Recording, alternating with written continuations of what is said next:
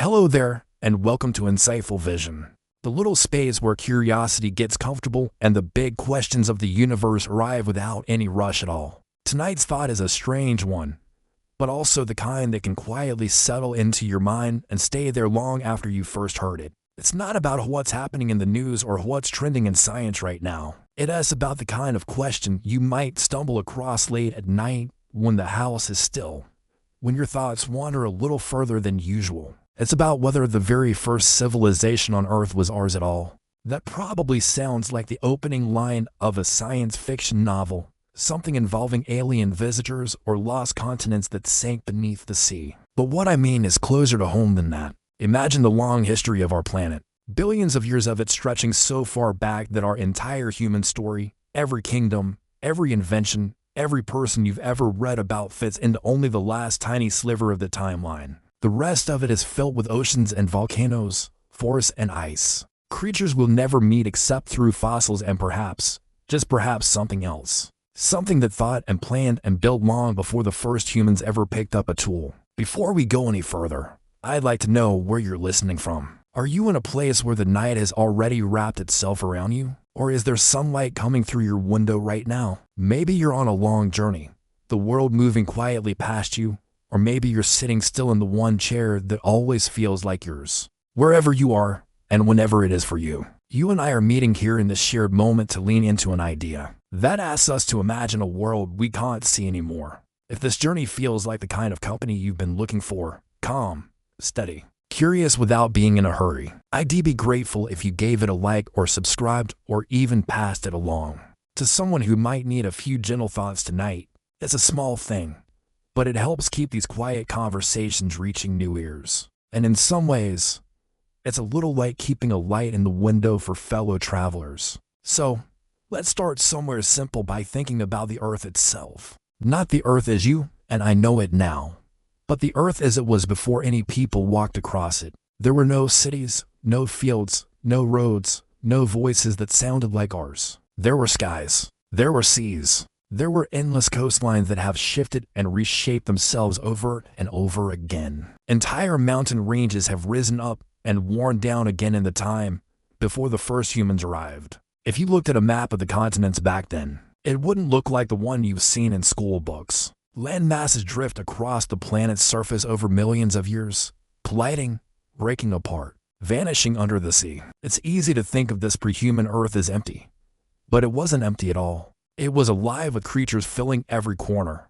every niche. Some swam, some flew, some crept along the forest floor. Many of them were nothing like anything alive today, and some of them, just maybe, had the beginnings of something we'd recognize as intelligence. We tend to think of human intelligence as the single unique thing that separates us from all the other species. But the truth is that intelligence is scattered across the animal kingdom in surprising ways. Crows and parrots solve puzzles. Dolphins recognize themselves in mirrors. Octopuses use tools. That's in the world as it is now with us in it. But what if there was a time when intelligence didn't just flicker in scattered individuals, but became the foundation for a whole civilization?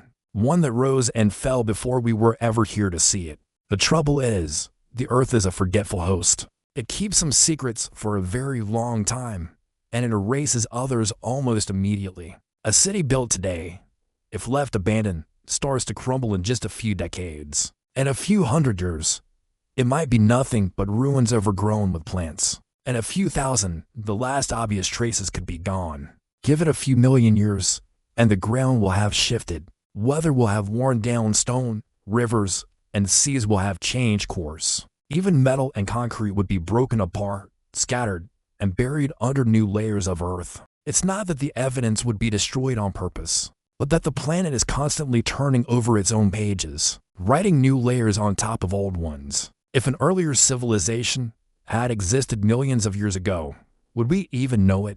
We'd like to think so. We imagine archaeologists digging down to find stone temples, sculptures, tools. But that works for human history because we're only looking back a short way. The oldest stone structures built by humans are only about 12,000 years old. That's barely anything compared to the Earth's age. If we tried to find something from, say, 50 million years ago, we'd be looking at rocks that formed back when that civilization's cities were still standing. And those rocks have been through a lot since then. They've been compressed, twisted, broken, melted. They've been carried miles from where they first formed. The older the layer, the less it remembers. This is part of why scientists sometimes talk about what's called the Silurian hypothesis. The name comes from a bit of science fiction, but the idea is a serious one.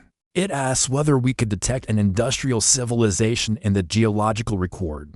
Millions of years later, even if there were no direct artifacts left, would there be chemical traces, layers of unusual metals, changes in the composition of the atmosphere? Maybe. So, we know that our own industry has already left a signature in ice cores and sediments, and the thin layer of radioactive isotopes from nuclear testing. Those things could last for millions of years, long after the buildings have vanished. But they're subtle and easy to miss unless you know exactly what you're looking for. If that's true, it raises an odd possibility. Maybe we've already walked past the faint traces of something older without realizing it. A streak of metal in a cliff face, a mineral deposit with an unusual composition.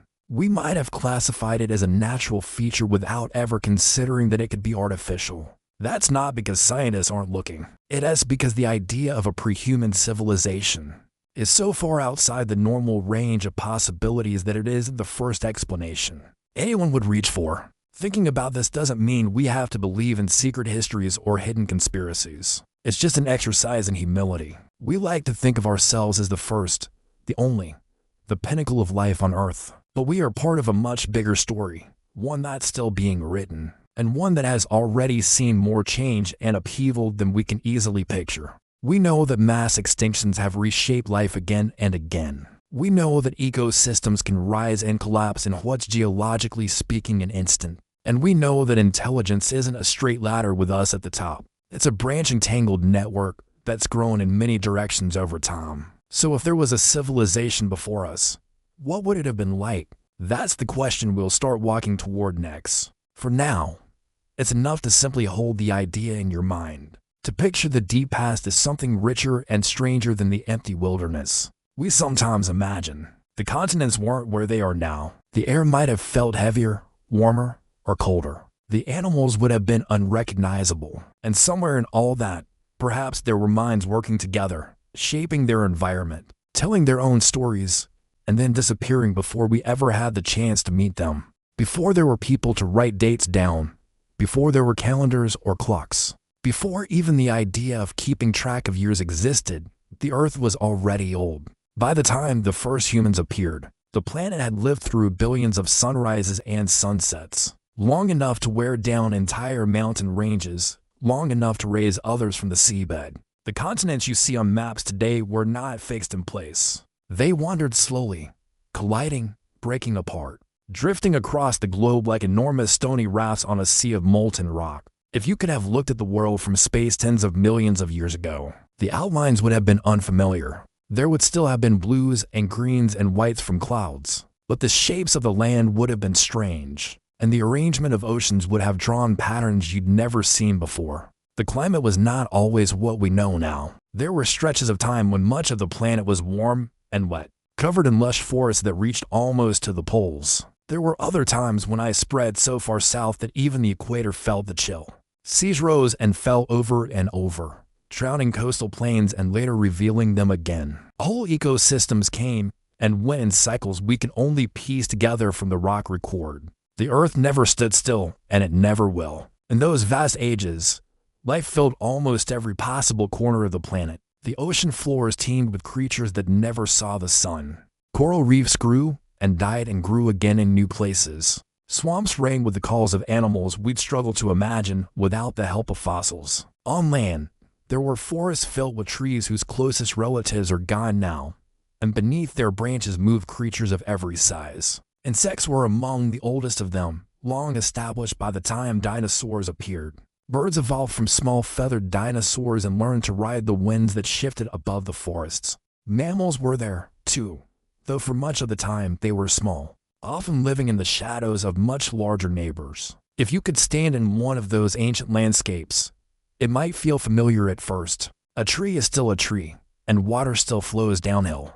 The air would still move in breezes and rush in storms. The sun would still climb in the morning and sink at night. But the details would be deeply unfamiliar. The sounds would not match what your ears are used to. The plants might be close to what you know, or they might be alien in shape. Leaf patterns that evolve for climates that no longer exist. The animals would be a mix of the recognizable and the strange. Some ancestors of creatures alive today, others that left no descendants at all. Some of these species lived in herds, flocks, and colonies. They communicated in ways that are lost to us, using sounds or colors or movements that meant something to them and nothing to us now. They hunted, they migrated, they raised their young. Many had brains capable of complex behaviors, though perhaps not in ways we would immediately call civilized. And yet, when we think about the possibility of a prehuman civilization, this is where the mind begins to linger. Somewhere among all those forms of life, could there have been one that took a different path? One that began to change its environment in deliberate ways,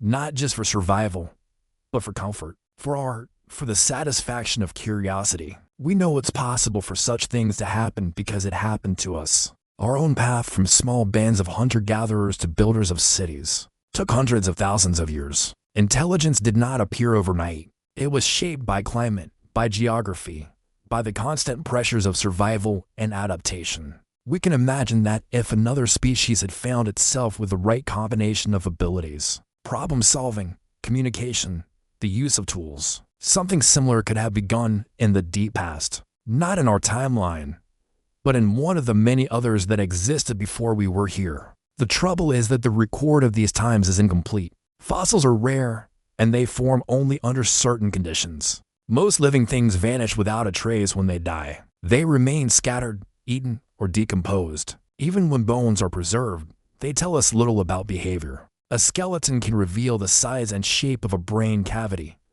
but not what thoughts pass through it. It can hint at movement, diet, and lifespan, but not the complexity of culture. Stone tools and structures survive better, but only if they are buried in a way that shields them from erosion and tectonic activity for millions of years. And so much of the Earth's surface has been recycled. The crust is not a permanent stage, but a shifting set of platforms. Oceans open and close, swallowing old seabeds and creating new ones. Mountains are ground down into sand and gravel, carried away by rivers, spread out in new layers elsewhere. Any trace of a civilization that existed before us would have had to survive all of that, and the odds of that happening are small. Even if it did survive, we would still need to recognize it for what it was. A work piece of stone from tens of millions of years ago might be dismissed as natural, unless it was found in the right context. A smudge of unusual chemistry and a rock layer might be passed over, unless someone thought to look for industrial causes. When you think about the scale of time involved, it becomes easier to see how something could disappear almost entirely. Imagine an entire continent covered in forests dotted with towns and cities belonging to a species that never met us. Over millions of years, sea levels rise and fall, glaciers advance and retreat, volcanoes erupt, and the ground itself buckles and shifts. In the end, almost everything they made is gone. A few stubborn traces are left, maybe buried deep under layers of sediment, maybe trapped in an ancient seabed now turned to stone. The rest is as if it never happened. We can point to places where the earth has held onto a memory for far longer than usual. Fossilized forests where the trees still stand turned to stone. Insects trapped in amber for tens of millions of years. Footprints pressed into mud and preserved until the mud became rock. These are accidents, moments in time saved by unusual conditions. For a whole civilization to be recorded like that, it would take a remarkable combination of luck and geology. Without it, their existence would slip away into the same silence that has swallowed so many other species. Thinking about this doesn't require us to believe it happened. It just opens the door to the possibility. And once the door is open, it's hard not to wonder what such a civilization might have looked like. Would they have lived in great numbers or in small scattered communities? Would they have built in stone or in wood or in materials that decayed quickly, to leave much behind? Would they have shaped the land to suit their needs or moved with the seasons, leaving only light marks on the world? Would their art have been something we could recognize? Or would it have been expressed in colors and forms that made sense only to them? We don't have answers, but we do have the ability to imagine. And imagination is sometimes the first step toward discovery. Scientists form hypotheses not just from evidence, but from ideas about what evidence to look for. And ideas like this one about the possibility of a prehuman civilization can change the kinds of questions we ask when we study the past. The Earth has been many different worlds over its lifetime. Each version had its own climate, its own landscapes, its own collection of life. The version we know now with its mix of oceans, continents, and polar ice caps is just one in a long series. Long before we arrived, there were jungles where there is now desert, ice where there is now open sea. There were animals whose shapes we would barely recognize, and plants that would look out of place in any modern forest. Somewhere in all that change, it is not impossible to imagine that intelligence rose before, lived its span, and then was gone. And if it did, then the Earth itself is the only witness that remains. Long before we appeared, the Earth was not silent. It was full of sounds that belonged entirely to other species. The rush of wind through plants that no longer exist. The low calls of animals whose bones are the only part of them we can still find. The shifting, grinding, and trickling of water carving its way through landscapes that would have been unrecognizable to us. Somewhere in that mix, there may have been minds that worked in ways we would understand. Minds that noticed patterns, that remembered things not just for survival, but for their own sake.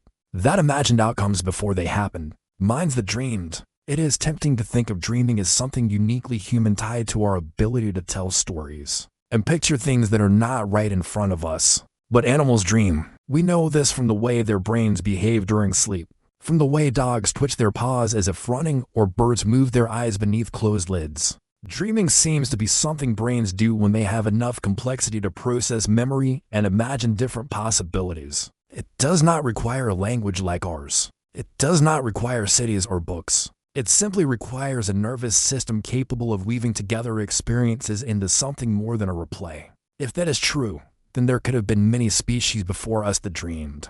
Most of them dream in ways shaped by their own needs. Dreams about hunting, about avoiding predators, about finding shelter. But a few might have taken dreaming further the way we did.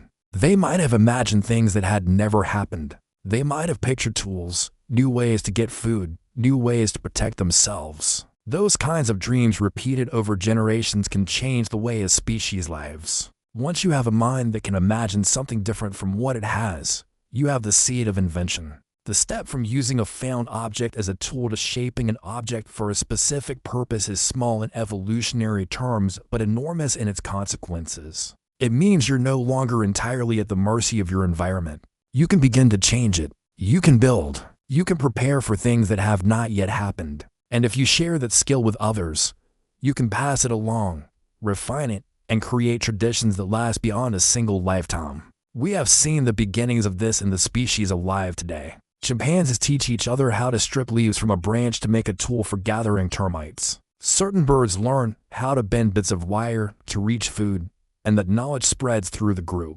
Dolphins develop unique hunting techniques in particular regions, passing them down to their young. These are the building blocks of culture, and they exist outside humanity. They show us that intelligence is not an all or nothing quality, but a spectrum, and that we are part of a much larger family of problem solvers. If we take that understanding and look back into the deep past, it is not hard to imagine that some branch of life might have reached a level of cooperation, planning, and innovation far beyond what we see in other species today. The difference between clever tool use and civilization is one of degree and time. It requires a stable environment long enough for ideas to accumulate, for techniques to improve, for knowledge to spread widely enough that it becomes part of the fabric of life. Given millions of years, even a modest start could lead to something remarkable. But what would it take for that leap to happen? Large brains help, but they are not everything. Social structure matters.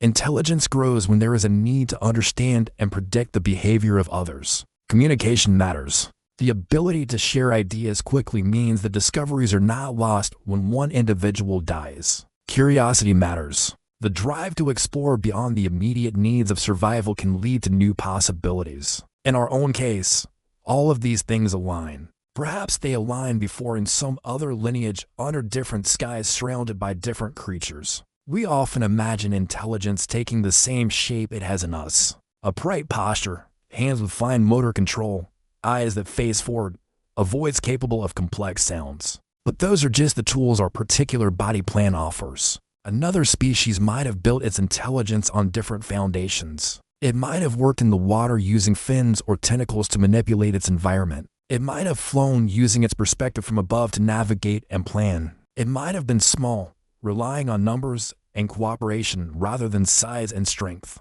Intelligence is adaptable. It finds ways to express itself through whatever form it has. If there were such a species, its dreams might have been as varied as ours. Perhaps they imagined better ways to catch food or safer ways to raise their young. Perhaps they told each other stories, even if those stories took a form we would not recognize as language. Perhaps they decorated their shelters or created sounds or patterns simply because they enjoyed them. Art is one of the most mysterious signs of intelligence because it is not strictly necessary for survival. It suggests a mind that values beauty or symbolism or the act of creation itself. That is the kind of mind that might leave traces worth finding. Of course, most dreams never leave a physical mark. Even in our own history, the majority of what we think and imagine vanishes the moment we wake. Civilizations leave behind only a fraction of what they create, and that fraction is vulnerable to time. The older the evidence, the more likely it is to be erased.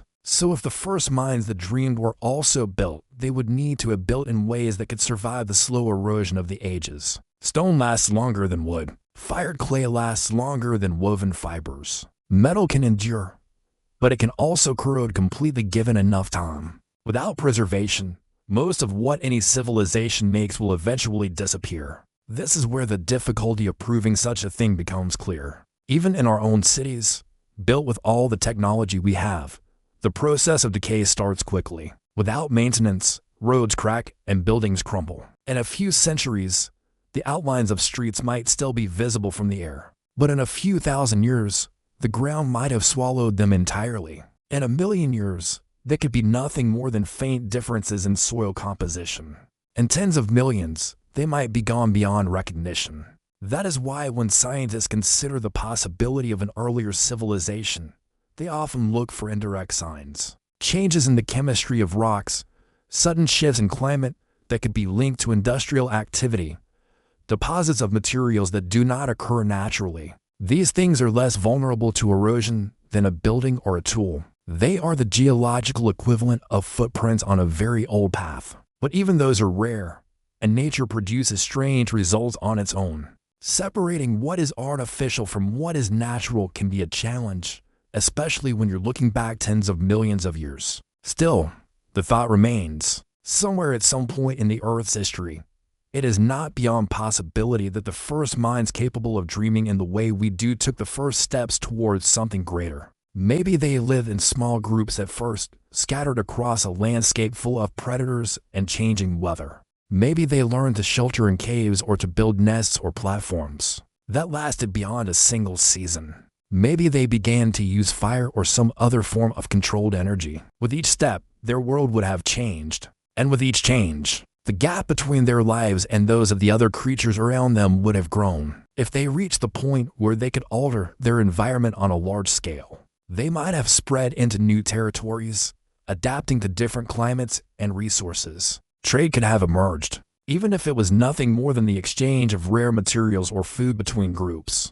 Over time, their knowledge could have accumulated until they had something like our early cities, centers where ideas, goods, and skills came together. The details are unknowable, but the path is familiar. It is the one we walked and the one that evolution could have laid down more than once. Whether they left anything we could find today is another matter. The record of life on Earth is full of gaps, even for species we know existed. Most of the story is missing with only scattered fragments remaining to hint at what was once there. That is why this idea is so hard to prove or disprove. The absence of evidence is not evidence of absence. It is simply the result of how the planet works. Time is always moving, always reshaping, always covering the traces of what came before. And so we can only imagine the first minds that dreamed, picture them in landscapes that are long gone, hear their voices and sounds we can no longer translate. They might have been nothing like us, or they might have shared more than we expected. The possibility is enough to remind us that our place in history is not guaranteed to be unique. Intelligence may be rare, but it may not be singular. The Earth may have hosted it before, and it may again. From here, the question becomes not just whether it could have happened, but what we even mean when we say civilization. When we use the word civilization, it's easy to picture tall stone buildings, wide roads, and intricate art carved into walls. We think of writing laws and governments of great gatherings of people, building something bigger than any single individual. But those are just the familiar examples from our own past. Strip the word down to its essence, and it's not about a specific style of architecture or a particular kind of government. It's about a way of living where knowledge, culture, and technology accumulate over generations, and where that accumulation changes the way a society functions. By that measure, civilization isn't necessarily tied to how a place looks from the outside. A group could live in structures made entirely of natural materials, leaving no grand ruins behind, and still be a civilization if they have organized systems, shared knowledge, and ways of shaping the environment to their needs. We tend to imagine stone monuments because they last the longest. But permanence isn't the true measure. Complexity is. It's also worth noting that civilizations can be small. We often think in terms of empires, nations, and vast cities because those are the easiest to spot in our own history. But human civilization didn't start there. It began in scattered communities connected by trade and shared practices, with no central authority binding them together. What made them part of the same broad story was the way they exchanged ideas, passed down techniques, and created a cultural memory that lasted beyond any single lifetime. So if we ask whether there might have been a civilization on Earth before humans, we have to keep the flexibility in mind. It might not have looked like Rome or Mesopotamia. It might not have been based on agriculture. It might have relied on entirely different resources suited to the species that built it. Even the concept of a city might have been different. Perhaps not a dense cluster of permanent buildings, but a network of seasonal gathering places connected by routes that were well known to those who traveled to them. One of the biggest challenges in defining civilization is that we tend to measure it by our own standards. We count writing as a major milestone, but writing is just one way of storing and transmitting knowledge. Oral traditions can be highly complex and accurate over long periods of time. We value monumental architecture, but a society could create equally sophisticated achievements in forms that vanish quickly, like woven structures, carved wood, or even arrangements of plants. We admire large-scale engineering projects, but small, precise interventions in an environment can be just as telling. If a non-human civilization existed millions of years ago, it's possible that their way of life wouldn't fit neatly into our categories. They might not have farmed in rows or herded animals in pastures. They might not have left behind pottery or metal tools. They could have worked entirely with organic materials using techniques that left no obvious trace. Once those materials decayed, in that case, the evidence of their existence would be more likely to appear as subtle patterns in the landscape, altered waterways, unusual soil compositions, or the sudden appearance of certain plant species far from their native ranges. This is where the definition of civilization matters so much. If we limit it to what we already recognize from human history, we risk missing signs of other possibilities. If we expand it to include any sustained, organized way of life that shapes the environment and preserves knowledge, we open ourselves to a wider range of evidence. That doesn't mean we should call every animal society a civilization. Ants and bees have complex social structures, but they operate almost entirely on instinct without the kind of cultural evolution we see in humans. The key difference is innovation that builds on itself, producing changes over time that aren't just genetic, but learned and shared. Consider how archaeologists determine whether a past human group was part of a civilization.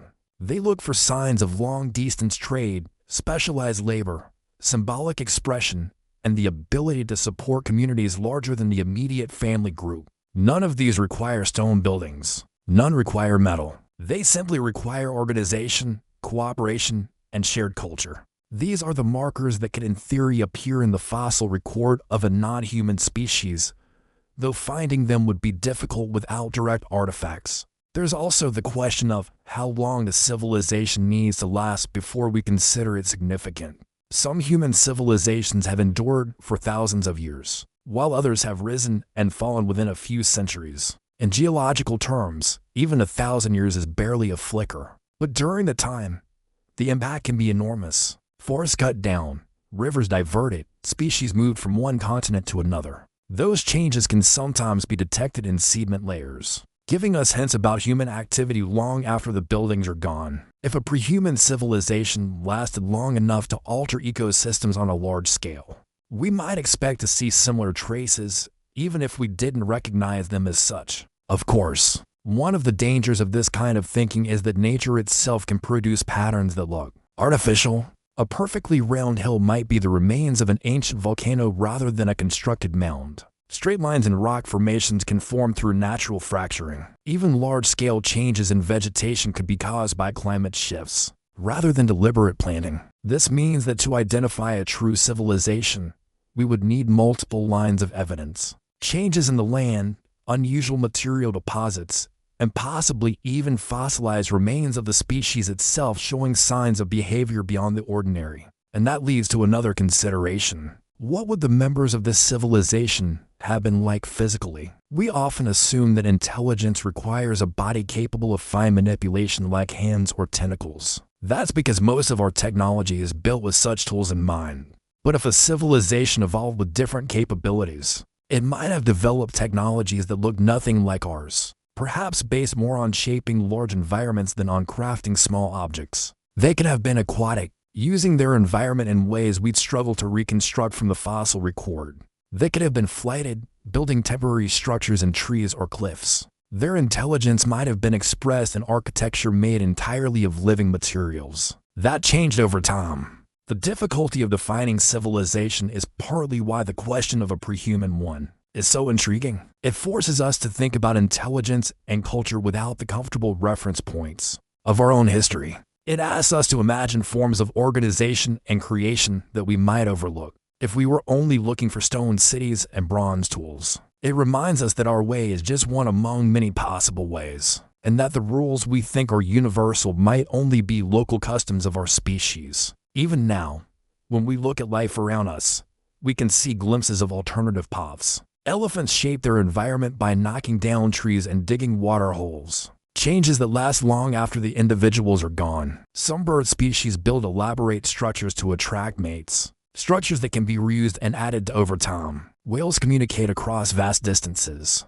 their songs carrying information that may shift with the seasons and years. None of these quite cross the threshold into civilization as we define it, but they show how close other species can come to the edge of it. In a different context, with different pressures and more time, those edges could be crossed. Once we accept that civilization might not always look like ours, the next question becomes how we would even begin to search for it in the deep past. That search wouldn't start with obvious ruins. It would start with subtle anomalies in the geological and fossil records. It would require scientists from many fields to compare notes, to look at data with fresh eyes, to ask whether an odd finding might be the product of deliberate action rather than chance. That's a slow, careful process, and one that could just as easily confirm a natural explanation as it could reveal something unexpected. The challenge is enormous, but so is the time scale we're talking about. Earth has had billions of years to host experiments in life. We know of at least one that produced a civilization, ours. It's not unreasonable to wonder whether there might have been another. Whether it left marks we can still find depends on how we define those marks, and whether we were willing to see them in forms we didn't expect. Which brings us to the question of what signs we could actually detect if such a thing had happened. When people imagine uncovering the distant past, they often picture paleontologists standing over a perfectly preserved skeleton, brushing away the last bits of soil to reveal a creature as if it had just fallen asleep a moment ago. The truth is less dramatic and far more fragile. Most of the past is gone. What survives is a scatter of clues, incomplete and altered, often compressed into forms that no longer look much like what they once were. The scientists who study them work more like translators than treasure hunters. They are reading a language that the Earth has been writing for hundreds of millions of years, and a script shaped by pressure, heat, and time. A fossil is not a thing frozen in place. It's a transformation, a kind of substitution.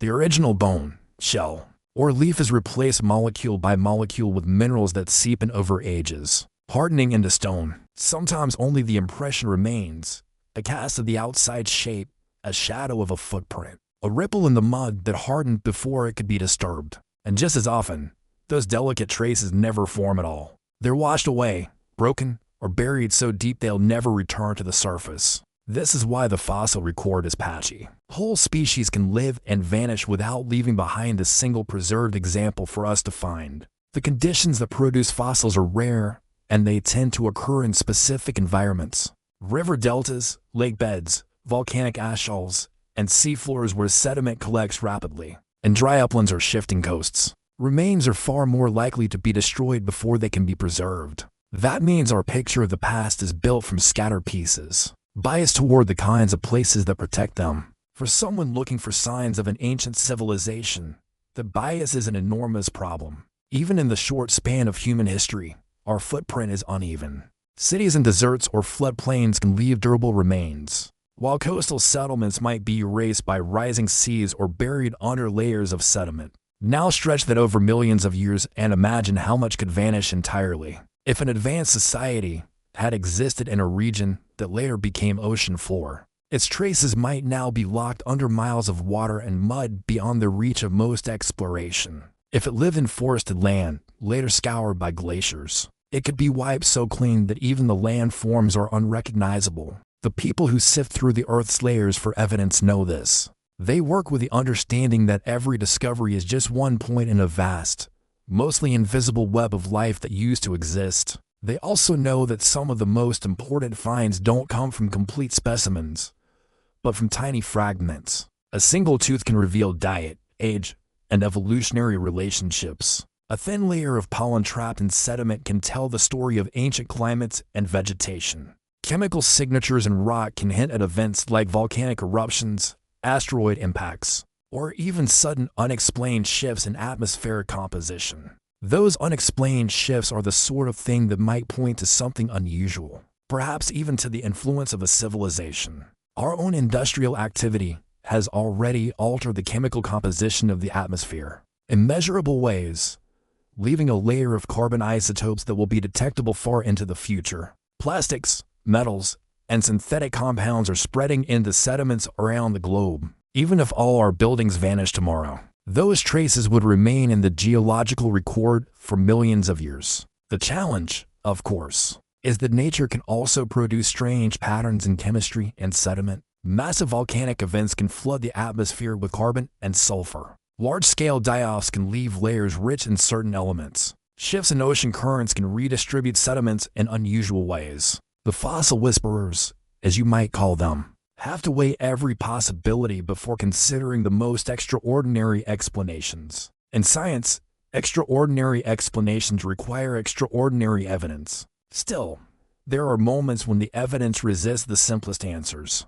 In certain rock layers, scientists have found sudden changes in mineral composition that suggest a rapid introduction of unusual materials, ones that don't seem to fit the slow processes of erosion and deposition. Most of these turn out to have natural explanations, but each time the question lingers, what if? What if long before us, there was another hand at work shaping the environment in ways we don't yet recognize? Finding something like that wouldn't necessarily be as obvious as unearthing a carved statue or a worked piece of metal. There might be subtler patterns in the distribution of minerals that hint at large-scale extraction deposits of rare compounds that suggest deliberate manufacturing or a thin layer of material whose origin can't be explained by known natural processes. Interpreting such patterns would require not only geology, but chemistry, archaeology, and even an openness to asking questions that sound improbable. There's a patience to this kind of work.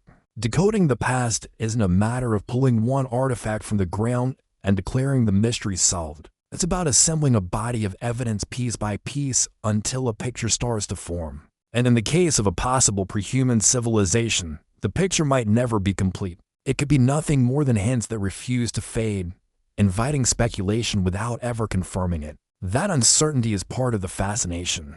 We live in a time when it's as easy to think of the past as something we can map and measure. But in truth, our knowledge is thin. The fossil record is not a complete history. It's a set of surviving fragments scattered across the globe, written in a language we're still learning to read. What it tells us is that life has taken forms stranger and more diverse than we might have guessed. That entire branches of the evolutionary tree have grown and withered without leaving much trace, and that the world we know is just the latest version of a planet that has reinvented itself countless times. In that light, the idea of another civilization lost so completely that it survives only in faint geological whispers doesn't seem entirely impossible. If it existed in a time and place where fossilization was rare, if it relied on materials that decayed quickly, if its population was small enough to avoid leaving massive global changes, its traces could be as elusive as the memory of a season long past.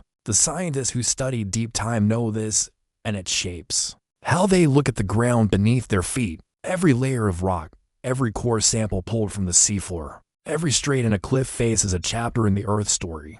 But the pages are worn, torn, and often missing entirely. To read them well requires not only technical skill, but imagination, the ability to see how a faint trace might connect to a larger pattern. And sometimes, just sometimes, it requires the willingness to consider the most unlikely possibility. That willingness doesn't mean jumping to conclusions. It means leaving a little space for the unknown, for the chance that the Earth's long memory might still hold surprises we haven't yet learned how to recognize. From here, the question becomes how the planet itself might preserve or erase those surprises, and what forces could quietly remove nearly all evidence of something that once was. The Earth remembers, but not the way we do. Our memories are collections of moments, snapshots we can revisit, sometimes vivid, sometimes blurred.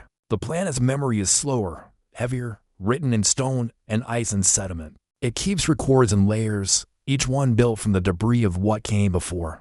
But it's also a forgetful memory, constantly rewriting itself, sanding down old impressions, burying some completely under the weight of new ones. It has no sense of nostalgia, no attachment to preserving a scene for the sake of sentiment. It changes because that's what it has always done. If we could peel the crust of the Earth back like the pages of a book, we'd see a story with long chapters missing. Whole periods of time are gone, erased not because they were unimportant, but because the processes that shape the planet are relentless. Mountains rise when tectonic plates collide, then crumble under wind and rain. Oceans spread when plates drift apart, then shrink again as land closes in. Volcanoes pour out layers of new rock, covering whatever was there before. Ice sheets grind across continents, stripping away the surface like sandpaper. Even the quiet work of rivers, carrying silt from one place to another, can bury old landscapes and create new ones. The surface we see today is not the same one that existed 1,000,000 years ago, or 10 million, or 100 million.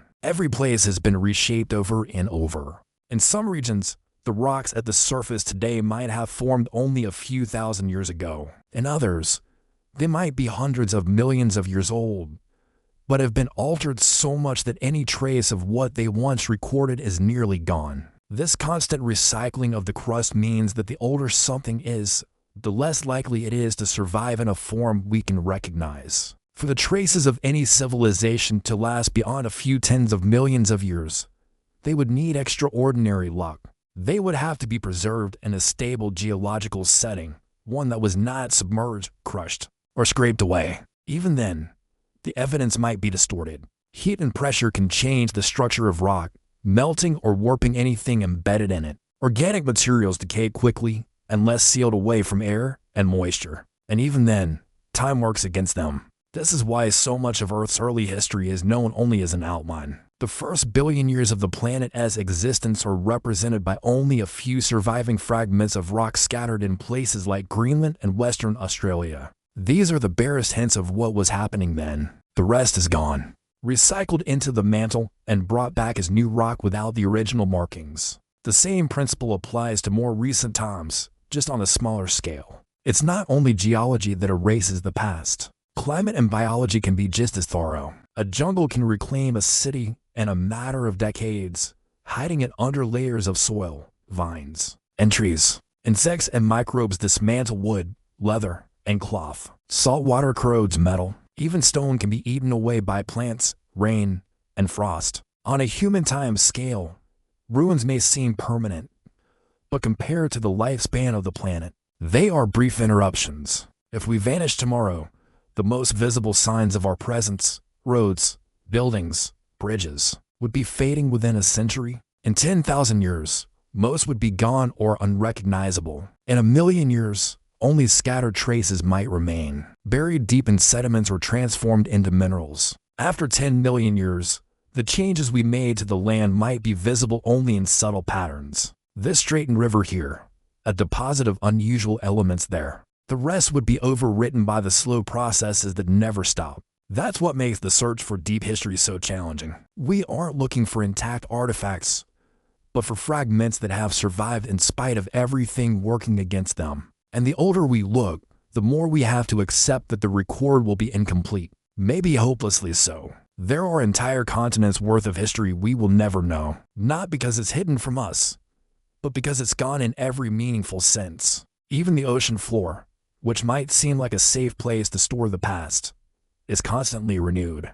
The crust beneath the deep oceans is young by geological standards, no more than about 100 million years old in most places because it has continuously pushed back into the mantle at subduction zones. That means anything older than that, no matter how well preserved at the time, has been destroyed. Land can survive longer, but it's far from immune.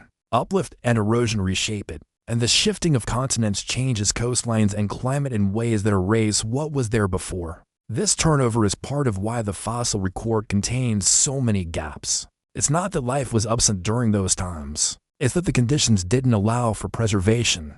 If you think of the Earth as a library, it's one where entire shelves of books have been burned, rewritten, or rebound into other volumes. What remains are scattered chapters, sometimes with missing pages, sometimes with text so weathered it's hard to make out the original meaning. And yet, this imperfect memory is all we have to work with. The scientists who study it are constantly weighing what's preserved against what's missing, trying to reconstruct a story from uneven evidence. When they find a fossil in good condition, it's because of a rare alignment of circumstances: quick burial, stable conditions, protection from scavengers and decay. The same would be true for any artifact of a civilization.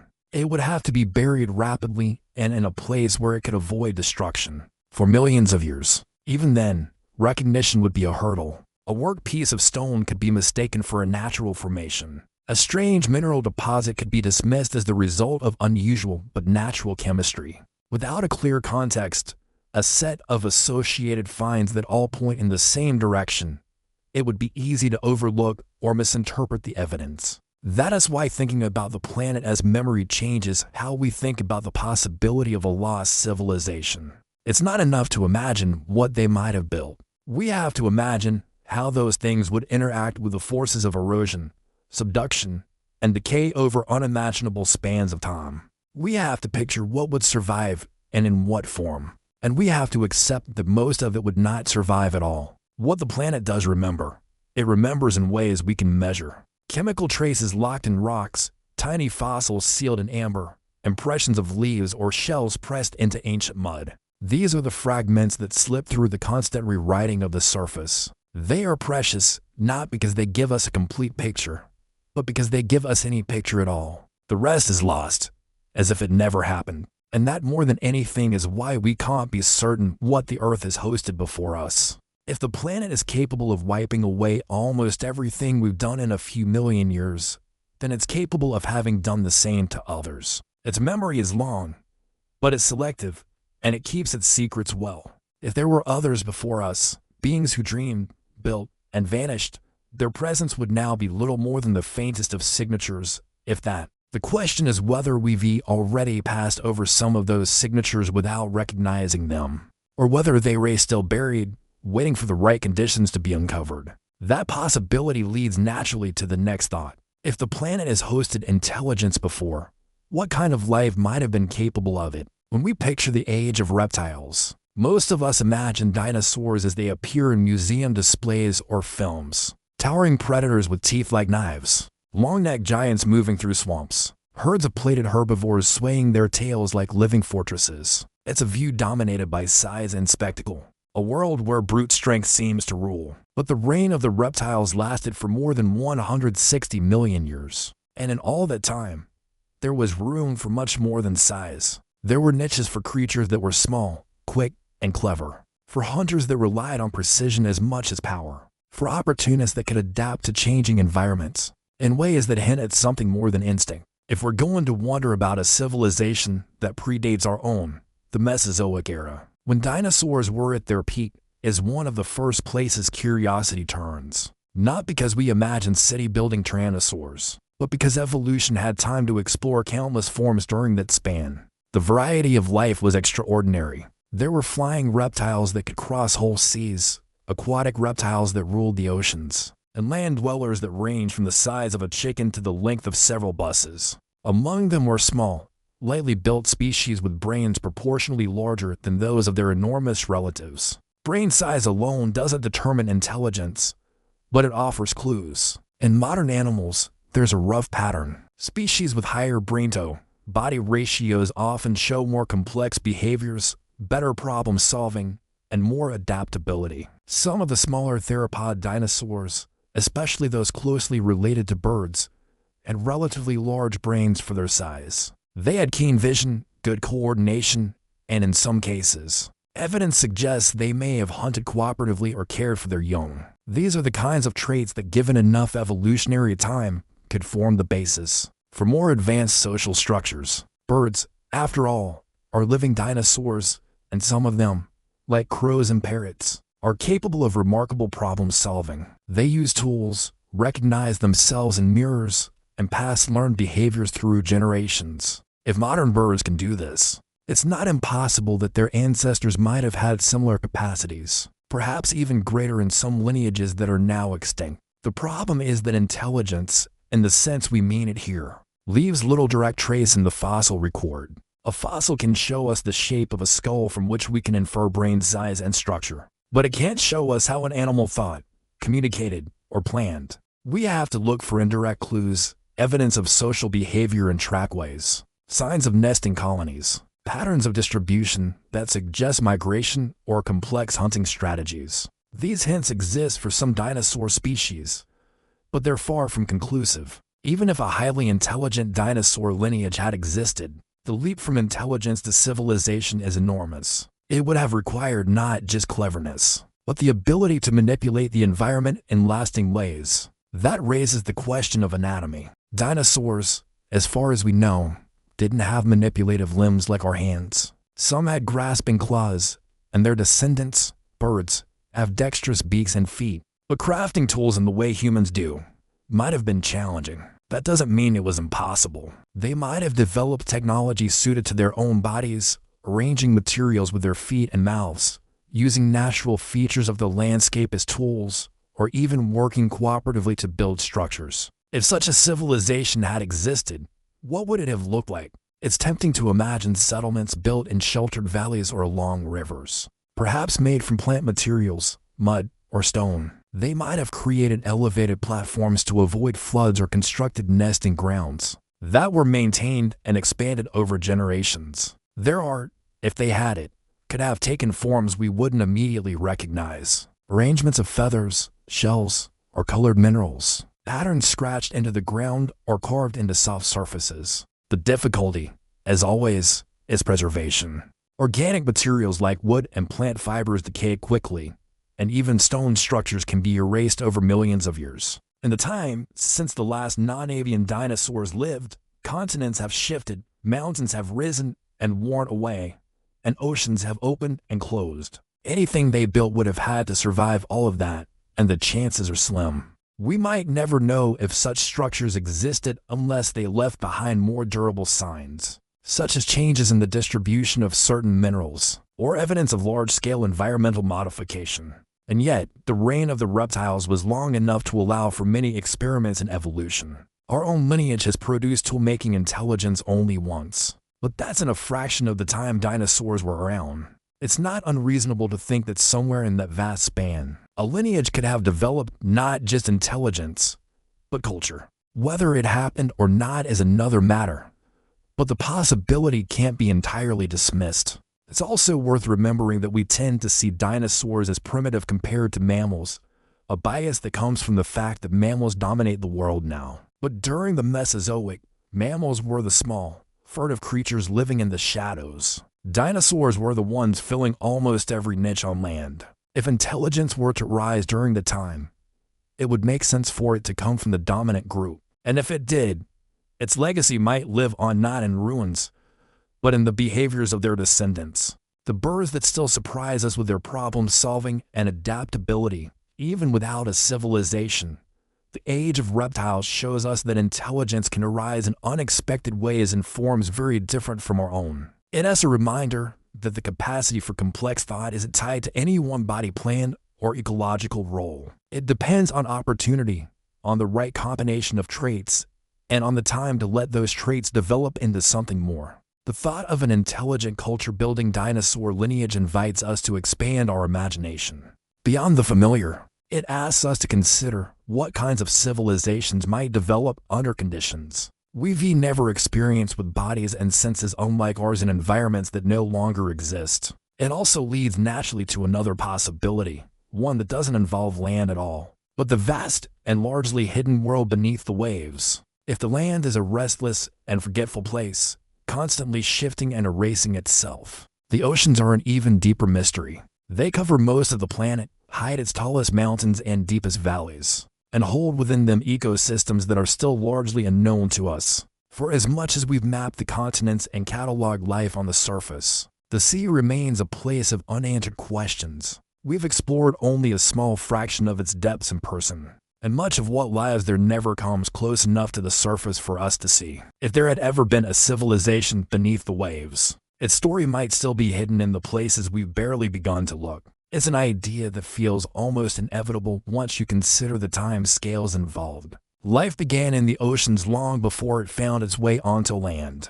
Complex multicellular organisms thrived there for hundreds of millions of years before the first forest appeared. Even after land-based ecosystems grew and flourished, the sea has continued to support their own evolutionary experiments. Some of them produce animals with remarkable intelligence. Today, dolphins, whales, and certain species of octopus show cognitive abilities that rival those of many land mammals. They solve problems, communicate in complex ways, use tools, and in some cases pass learned behaviors down through generations. If intelligence could develop to the level and multiple marine lineages in the relatively short time since humans evolved, it is worth asking what could have happened if one of those lineages had been given tens of millions of years more to work with. The oceans have been stable in some respects for vast periods. No glaciers scouring them clean, no tectonic uplift exposing their floors to erosion. They change in currents and chemistry, but there's always somewhere in them for life to persist. For an intelligent aquatic species, this could mean an unbroken stretch of time to develop technologies and cultures suited to their environment. The challenge for us trying to imagine such a civilization is that our concept of technology is based on fire, metal, and stone, things that are difficult or impossible to use underwater. But technology doesn't have to look like ours. A marine civilization might work with the materials available to them: shells, coral, volcanic rock, plant fibers, or even carefully cultivated colonies of living organisms. They might shape the seafloor, building shelters in caves or trenches, creating gardens of seaweed and algae for food, raising shellfish in protected areas. Their art could be patterns made of colored shells arranged in ways only visible from certain angles, or intricate coral structures grown over decades. Their communication might be based on sound, light, or even chemical signals, traveling through the water far more efficiently than in air. Whales can communicate over vast distances with low-frequency sounds that carry across whole ocean basins. Bioluminescent organisms already use flashes of light to signal one another, and intelligent marine species could develop languages built from such systems, exchanging complex information without ever needing a written script in the sense we know it. The traces of such a civilization would be fragile. Organic materials decay quickly in the ocean, especially in warm oxygen-rich waters. Coral and shell structures can last for centuries, but over millions of years they dissolve or are buried in sediment. Even the seafloor itself is young compared to the continents. As oceanic crust is created at mid-ocean ridges, it moves outward and is eventually subducted into the mantle, carrying anything built upon it down into heat and pressure that erases all record. The oldest ocean floor on Earth today is about 200 million years old, a blink in geological time. That means any ocean-based civilization older than that would have its home territory literally destroyed, recycled into new crust. But that doesn't mean all traces would vanish. Some could survive in coastal regions that were once under shallow seas, now lifted above the water by tectonic activity. We already find marine fossils in desert cliffs and mountain ranges, reminders of ancient oceans that no longer exist. If a marine civilization had built structures in such shallow zones, some fragments might still be there, buried under layers of sediment waiting to be uncovered. Chemical evidence might be another clue.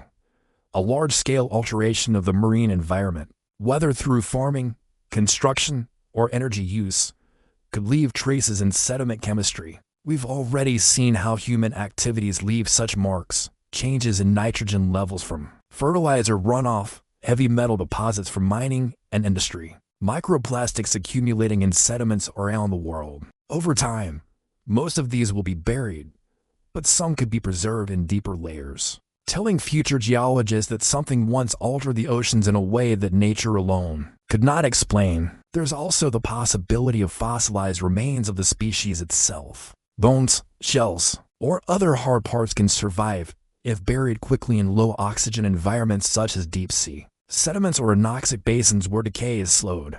If an intelligent marine species had such durable body parts, a few might have fossilized. The difficulty is recognizing them for what they are. Without a modern analog, their anatomy might not be understood as belonging to an intelligent tool. They might simply be cataloged as an unusual extinct animal. Their capabilities were never suspected. Thinking about an ocean empire also changes our assumptions about what civilization might require. We tend to link the concept to land-based activities, agriculture, permanent settlements, monuments. But in the sea, resources are three-dimensional, spread out in a volume rather than across a surface. Mobility could be more important than permanence, and seasonal or migratory patterns might replace the fixed borders we associate with human civilizations. An aquatic culture might have no cities at all, instead gathering in temporary hubs during certain times of year, then dispersing to smaller groups. Their history could be carried entirely in memory, song, or genetic patterns of learned behavior, leaving almost nothing behind for us to find. It's also possible that an oceanic civilization might interact with land in some way, especially if it included amphibious species or individuals capable of limited time on shore. They can have harvested resources from beaches, cliffs, or tidal zones, perhaps even shaping the shoreline to suit their needs. Such interactions could leave more durable traces, stone arrangements, altered waterways, or shell middens much larger and more complex than those created by non-intelligent species. Over millions of years, these could be buried in coastal sediments, waiting for someone to recognize their significance. The oceans have always been places of both abundance and danger. Food can be plentiful, but so can predators. Storms, currents, and shifting temperatures can reshape entire regions. For an intelligent marine species, survival would mean learning not just the patterns of the sea, but how to anticipate and adapt to its changes. That knowledge passed through generations could become a foundation for culture. And just as we see with whales and dolphins today, the social bonds in such a species could be deep and lasting, with individuals cooperating, teaching, and caring for one another in ways that go far beyond instinct. If such a civilization had existed, its disappearance might be even harder to detect than one on land. The very environment that sustained it would also conceal its passing. Storms would dismantle their works. Currents would scatter them. Geological processes would swallow their homes. All that might remain is a faint chemical anomaly and a layer of rock that once formed on the seabed, or a few scattered fossils that no one recognizes as anything more than another extinct marine species. And yet, the ocean is patient. It has hosted life since the beginning and will likely do so long after the continents have shifted into shapes we wouldn't recognize. It has the capacity to nurture intelligence, as it has done more than once in our own era. If intelligence can rise again and again in the relatively short span we've been here, perhaps it has risen before in forms we can only guess at. From here, the path of speculation leads back to the land, to the other possible candidates for an early civilization, creatures that might not have dominated the earth as visibly as dinosaurs, or filled its depths like marine empires, but that could have found their own way to complexity before we ever arrived. The creatures that dominate our imagination when we think about prehistory are often the ones that left the biggest bones or the most striking silhouettes. Dinosaurs, mammoths, saber-toothed cats. These are the headline names. But Earth's past wasn't only shaped by giants. Much of its story was written by smaller, less conspicuous animals. The ones that fill the spaces between the spectacular and the ordinary. And among those, it is possible there were species that reached levels of intelligence and cooperation that never made it into our fossil hall of fame. These are the ones we might call the forgotten builders. They may not have been the rulers of vast ecosystems or the apex predators of their time. Instead, they could have lived in tightly knit groups, perhaps in sheltered environments where resources were predictable and safe enough to allow for experimentation. Intelligence doesn't always evolve in the spotlight. Sometimes it grows quietly in the margins in places where survival allows time for learning, teaching, and creating. Looking at life today, we can see that the seeds of civilization-like behavior exist in more than just humans. Beavers alter rivers and landscapes to create ponds for their lodges. Certain birds build complex nests, weaving them from multiple materials in ways that show individuality and even regional styles. Some primates form intricate social hierarchies and pass down techniques for using tools. Ants and termites construct elaborate cities underground or in towering mounds above it, complete with ventilation systems and specialized chambers. None of these cross fully into what we would call civilization, but they hint at how environmental pressures and social behavior can create the conditions for something more. If we imagine a forgotten builder in the deep past, it might have combined several of these traits: an ability to manipulate the environment, the capacity for problem solving, and a culture of passing knowledge from one generation to the next.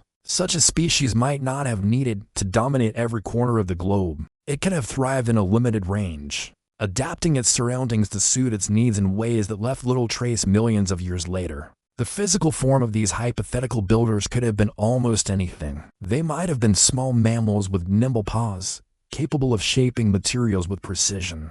They could have been large birds with strong beaks and feet, able to transport and arrange objects. They might even have been reptiles or amphibians with dexterous limbs working in damp or forested environments. The common thread would have been an ability to use their bodies, to change their surroundings intentionally and repeatedly. What they built might not resemble our architecture. It could have been made entirely of organic materials, woven shelters from plant fibers, dugout chambers reinforced with clay, or raised platforms from interlocking branches. These wouldn't have lasted long once abandoned, especially in wet climates where rot and insects work quickly. Over millions of years, even the soil patterns they left behind could be erased by erosion, flooding, and the slow churn of geological processes. The challenge in finding traces of such a species is the same as with any ancient civilization.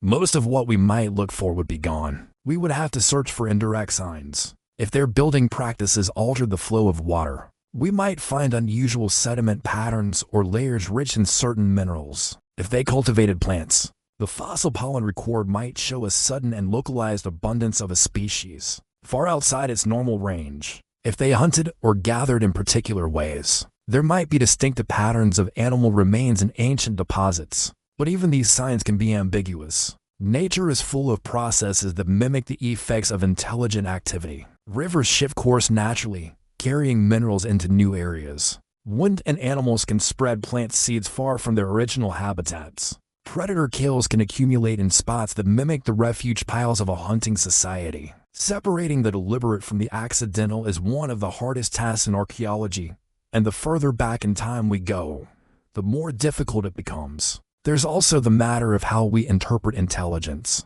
We measure it largely in human terms, valuing abilities that resemble our own. We see language, symbolic art, and complex tools as high markers. But there may be other expressions of intelligence that don't leave behind obvious artifacts. A forgotten builder species might have developed elaborate oral traditions, memory-based mapping of landscapes, or seasonal gatherings to share knowledge. Forms of culture that vanish completely once the species is gone. Their greatest achievements could have been entirely ephemeral, surviving only in the minds of their members and lost forever with them. It is possible that some lineages we now see only as ordinary animals were once capable of more than we realize. Evolution is not a steady climb toward greater complexity. It's a branching, shifting process where traits appear, disappear, and sometimes reappear in different forms.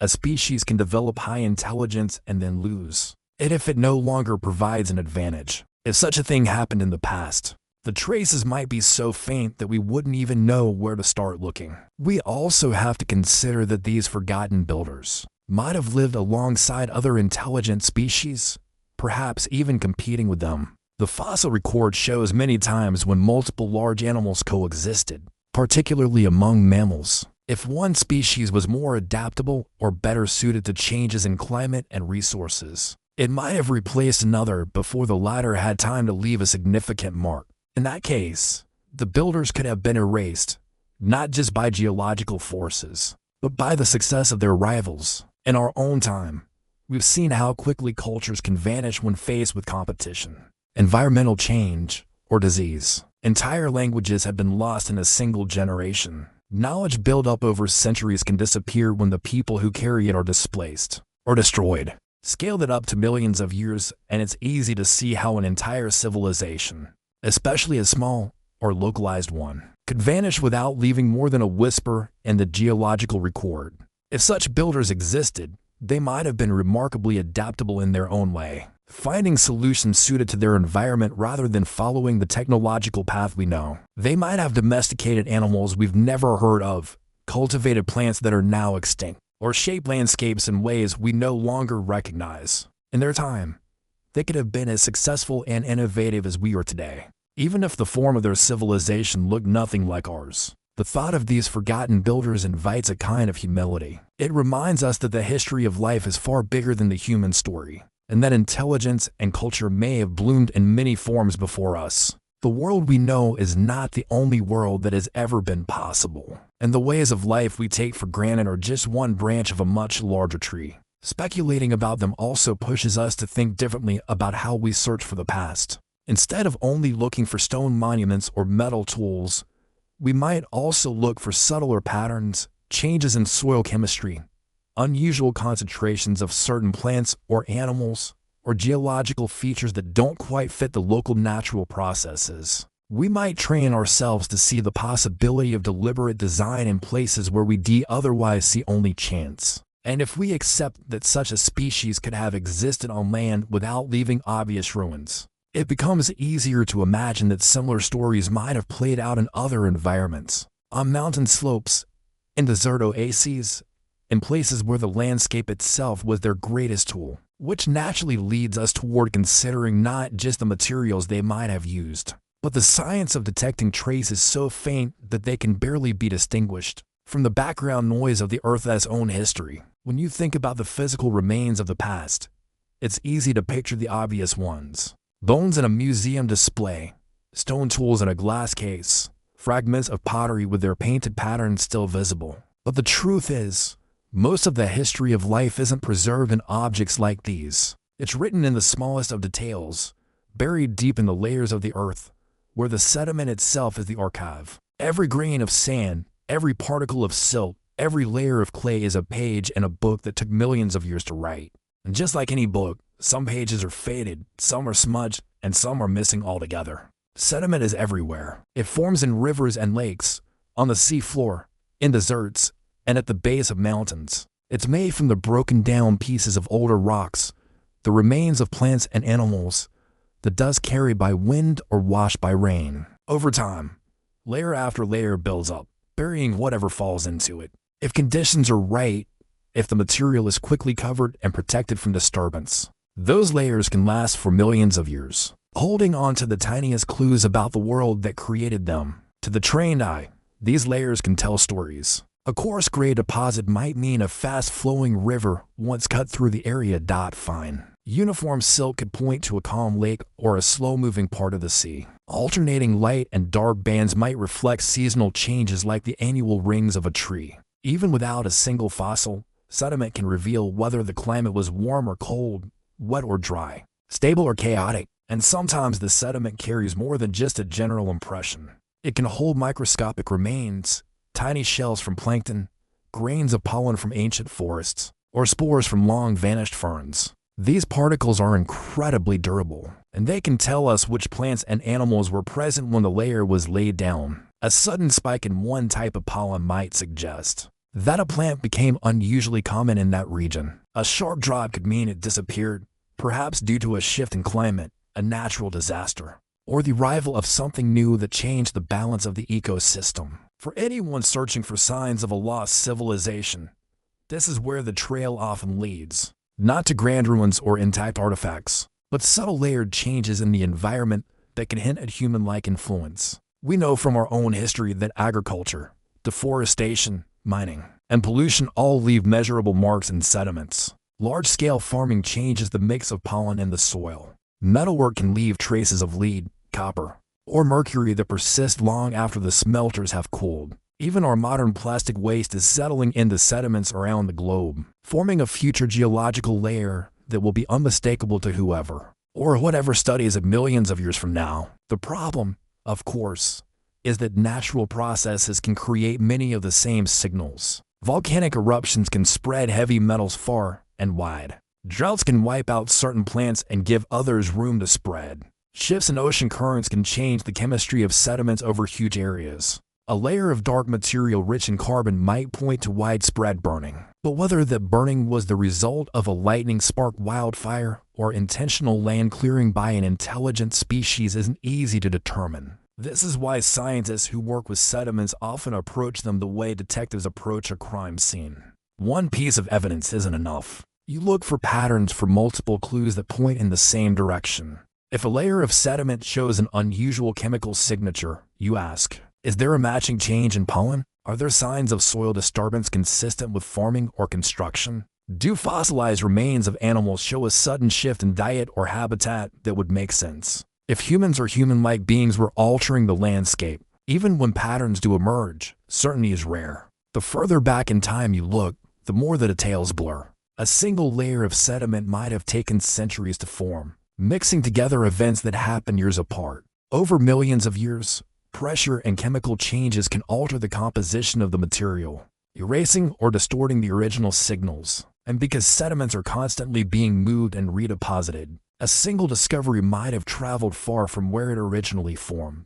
Still, the potential is there. If an ancient civilization had engaged in activities like large-scale farming, metallurgy, or energy production, some trace might survive in sediments, particularly in areas that were geologically stable for long periods. The key would be finding those stable regions and reading their layers with enough precision to distinguish the extraordinary from the ordinary. In our own time, we've already seen how dramatically human activity can reshape sediments. In places near industrial centers, layers laid down over just the past 100 years are full of chemical markers. Everything from leaded gasoline residues to radioactive isotopes from nuclear testing. Far from cities, in remote lakes and polar ice, the sediment still carries the fingerprints of human industry, borne on winds and currents that reach even the most isolated places. These changes are so widespread that they will be visible in the geological record for tens of millions of years if we can leave such a strong mark in such a short time.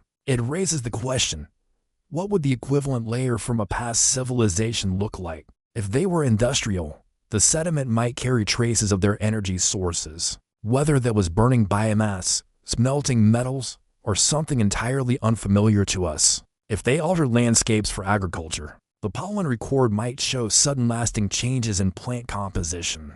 If they live primarily along coasts or rivers, the sediments in those regions might carry the densest concentration of clues. There is also the intriguing possibility that a past civilization might have used materials we do recognize as artificial.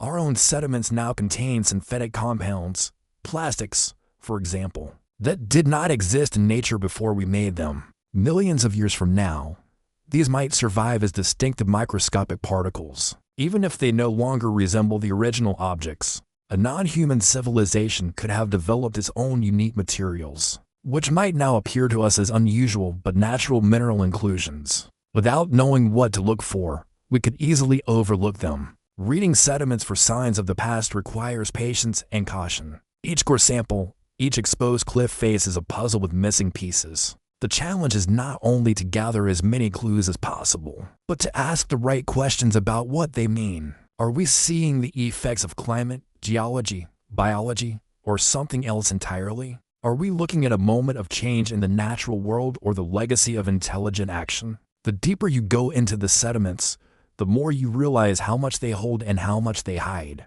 They are both witness and participant in the planet's story, recording what happens even as they are shaped by it. If a past civilization left its mark here, it would be like a ghost in the record, faint, partial, and easily mistaken for something else. Finding it would require not only technical skill, but the willingness to see intelligence where we're accustomed to seeing only nature. And if such a ghost were ever recognized for what it was, it would force us to rethink everything about our place in the planet's history. We would no longer see ourselves as the first to alter the Earth in a lasting way, but as just one in a line of builders separated by spans of time so great that only the sediments remember. Which leads to another line of investigation, one that doesn't focus on the physical shape of past life, but on the chemical signatures they might have left behind, hidden in the very fabric of the Earth's oldest materials. If you think about it, everything we do leaves a chemical trail. Every fire produces smoke-rich and particular compounds.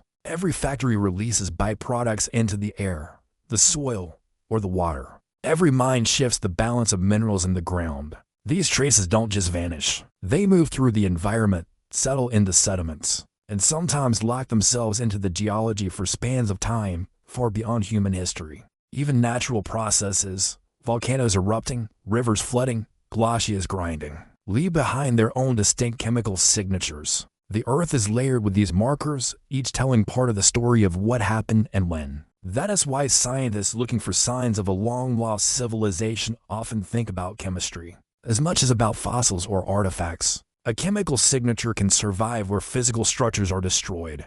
It can travel farther than bones or tools. It can outlast even the species that made it, sitting quietly in a rock layer until someone comes along to measure it. The trick is knowing what counts as unusual, what kind of pattern is unlikely to be the result of purely natural forces. We've already created such patterns ourselves. The Industrial Revolution left measurable spikes in certain heavy metals like lead, copper, and zinc in soils and sediments across the globe. The mid-18th century left an even more striking layer: the fallout from nuclear testing, which scattered radioactive isotopes into the environment worldwide. These isotopes have half-lives of thousands to millions of years, meaning they will remain detectable for far longer than our buildings or even many of our fossilized bones. Future scientists, whether human or something else entirely, will have no trouble identifying the layer that marks our time. But suppose you were to go looking for an older version of such a chemical anomaly.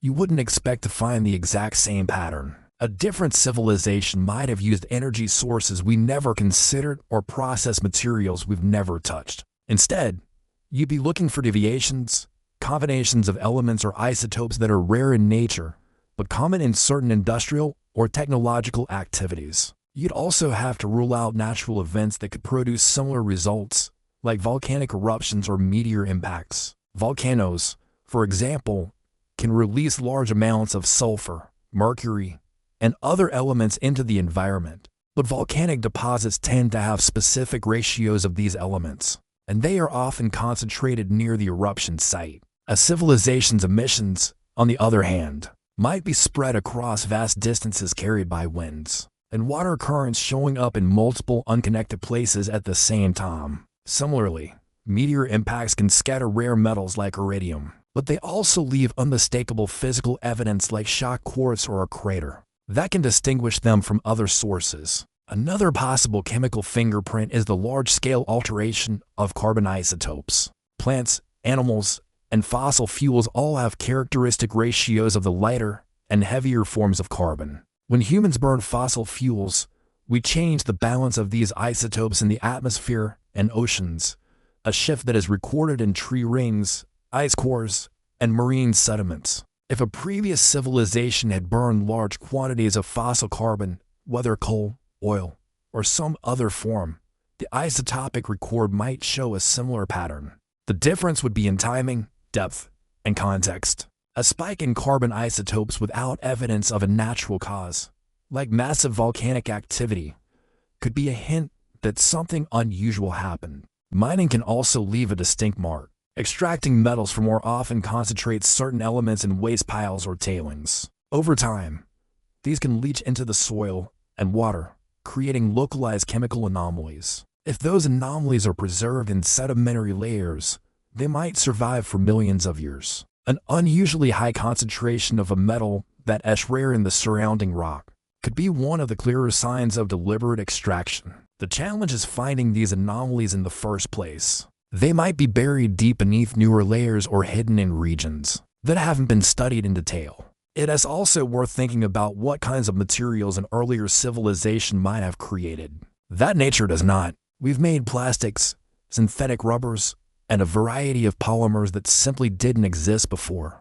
Many of these materials are resistant to decay, at least on human time scales, and they tend to break down into tiny particles rather than disappearing completely. Over millions of years, they might undergo chemical changes, but their basic composition could still be recognizable as artificial. If a previous civilization had its own equivalent, synthetic compounds unlike anything found in nature, those could serve as unmistakable markers, provided they survived in a recognizable form. One of the fascinating things about chemical fingerprints is that they often overlap with other kinds of evidence. A shift in pollen types and a sediment core might coincide with a rise in certain metals, suggesting land clearing and mining happened at the same time. A spike in carbon isotopes might align with layers rich in ash, pointing to widespread burning. These kinds of correlations make the case stronger, because they suggest multiple connected activities rather than unrelated natural events. Of course, the absence of such evidence doesn't prove that no civilization existed.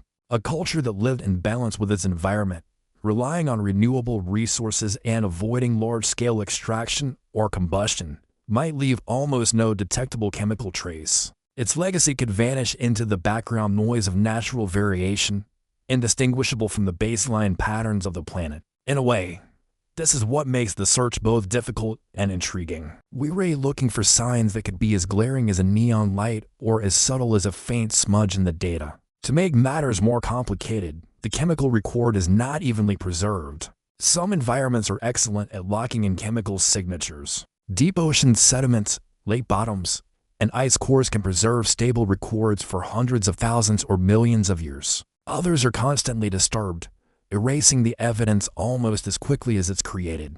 Floodplains, shorelines, and shallow soils are in constant motion, mixing old material with new. A civilization that lived primarily in these dynamic zones might leave few lasting chemical traces, even if it was technologically advanced. And then there's the issue of recognition. Even if we find a chemical anomaly, we have to be able to tell whether it's significant. We have to compare it against the broader context of the planet's history. Is it unique to one place in time? Or does it recur in multiple eras? Does it fit with what we know about natural cycles? Or does it stand apart in a way that begs for another explanation? In many cases, we might already have stumbled across anomalies that don't fit neatly into the known patterns. But without the right framework, we may have filed them away as curiosities rather than evidence of something extraordinary. If a lost civilization left its mark in this way, it could be hiding in plain sight in samples already collected in cores stored in laboratories and data archived for decades. The challenge is to look again, to ask new questions of old evidence, and to be open to interpretations we might once have dismissed. The chemical record is vast, and our ability to read it is still growing.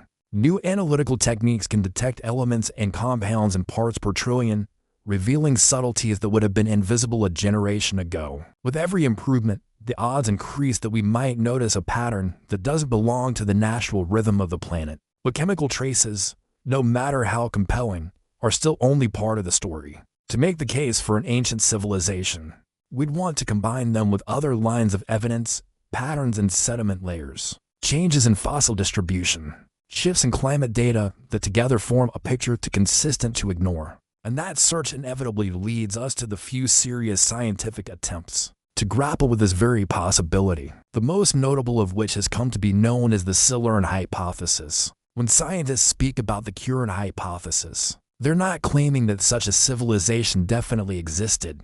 It's not a declaration, but an exercise in thinking. The idea was put forward as a way of asking if there had been an intelligent industrial society on Earth millions of years before humans. Would we be able to find any evidence of it today? And if so, what would that evidence look like? The name itself comes from science fiction. In the 1970s, A British television show introduced a fictional species called the Sirens. Intelligent reptilian beings are said to have evolved on Earth long before humans appeared. The scientists who coined the term weren't suggesting that the TV backstory was true. They were borrowing the name as a light-hearted reference for a serious question. They chose the Silurian hypothesis not because they thought such a civilization arose in the actual Silurian period hundreds of millions of years ago, but because it captures the central idea looking for traces of something intelligent that came long before us. The authors of the original paper, Gavin Schmidt and Adam Frank, weren't paleontologists digging for fossils. Schmidt is a climate scientist and Frank is an astrophysicist. They came at the question from the perspective of planetary science. How civilizations, including hypothetical alien ones, might leave lasting marks on their worlds, and how those marks might be detected. Their work wasn't just about Earth's history, but about building a framework that could also apply to other planets we might someday study. If Mars, for instance, had ever supported intelligent life, what signs could we expect to find now? They begin by noting that human industrial activity has already changed the planet in ways that will persist for millions of years. We've altered the composition of the atmosphere, shifted the balance of carbon isotopes, spread synthetic compounds, and left chemical residues for mining and manufacturing. These changes will be recorded in sediments, ice cores, and rock layers, creating a distinct geological boundary marking the Anthropocene, the proposed name for our current epoch. If an earlier civilization had gone through its own version of industrialization, Schmidt and Frank reason similar changes might be visible in the deep geological record. But they also pointed out the challenges. Over tens of millions of years, the surface of the Earth is constantly recycled. Erosion, subduction, and the slow churning of the crust erase most evidence. Structures decay. Metals corrode. Even stable compounds eventually break down. The older the civilization, the less likely its direct artifacts would survive. This is why their focus turned to indirect evidence, especially chemical and isotopic signals. Industrial activity tends to produce combinations and concentrations of elements that don't occur naturally, or at least not in the same patterns. Large-scale agriculture can change the distribution of plant species and alter soils in ways that persist. Fossil fuel use can shift carbon isotope ratios in a way that is hard to mimic with purely natural processes. These are the kinds of markers that might outlast the civilization itself, buried in rock layers long after its cities have crumbled. The hypothesis also forces us to confront our assumptions about what counts as civilization. We imagine cities, roads, and monuments, but those are products of our biology and environment. A non-human civilization might have taken a very different form, one that left far fewer durable traces. If it relied on organic materials, renewable energy, and decentralized settlements, its signature in the geological record might be faint. If it existed in a geologically unstable region, even that faint signal could be erased entirely. To test the idea, Schmidt and Frank looked for examples of abrupt changes in the geological record, spikes in certain elements, shifts in isotope ratios, unexplained climate events that might have parallels with modern human impacts. Some of these changes could be explained by natural causes like volcanic eruptions or asteroid impacts. Others remain less certain, but even the unexplained ones don't provide proof. They're simply anomalies, the meaning of which is open to interpretation. One of the points they stressed was that our own history could serve as a warning. If our civilization were to vanish tomorrow, the traces we've left would be clear for a time, but they would not last forever. After a few million years, almost all of our physical structures would be gone. Only the chemical and isotopic changes would remain, and even those would fade with enough time. The deeper the burial, the greater the chance that heat and pressure would erase the signal entirely. This perspective changes how you think about the search for ancient civilizations. It shifts the focus from looking for physical ruins to reading the planet's chemistry. It also expands the timeline. Instead of restricting our imagination to the last few thousand or million years, we can consider the possibility that civilization-like activity could have occurred hundreds of millions of years ago in an era when the continents were arranged differently. The climate was unfamiliar, and the dominant species were unlike anything alive today. The Silurian hypothesis doesn't claim that such a civilization existed. It's more about mapping out the limits of what we could know. It acknowledges that the absence of evidence is not evidence of absence, but it also sets boundaries. There are kinds of evidence we might expect to survive, and if we don't find them, that tells us something about the likelihood of certain scenarios. It's a way of turning a speculative question into something testable, even if the test is difficult. And it's not just about the past. The same principles apply when we think about the future of our own species. If we survive for another million years, how will our signature in the rock record compare to what we've already created? If we vanish sooner, how quickly will the planet erase our traces? And if we look to other planets and moons for signs of life, will we recognize the signals of civilizations that might be very different from our own? The current hypothesis is in a way a mirror. It asks us to look at our own impact on Earth and imagine it from the perspective of someone or something studying it millions of years from now. It reminds us that we are not the first living things to shape this planet and perhaps not the first to do so in ways that could be called civilization. It also reminds us that time is a powerful eraser, one that can smooth away even the sharpest lines, leaving only the faintest echoes for the curious to find. And if there is even a chance that echoes from a forgotten civilization are still out there, waiting to be recognized, then the question naturally follows. If they had language, if they had culture, if they spoke to one another across the ages, would we even be able to understand them now? When we talk about communication in the context of a lost civilization, it's easy to picture something we recognize. Written symbols on a surface, sounds formed into words, gestures with shared meaning. That's how we define language because it's how we use it. But the truth is, language is simply a structured way of transmitting information, and it can take forms that don't resemble anything humans have ever made. If there was a civilization before us, it is entirely possible their system of communication would be so unlike ours that even if we stumbled across a record of it, we wouldn't recognize it as language at all.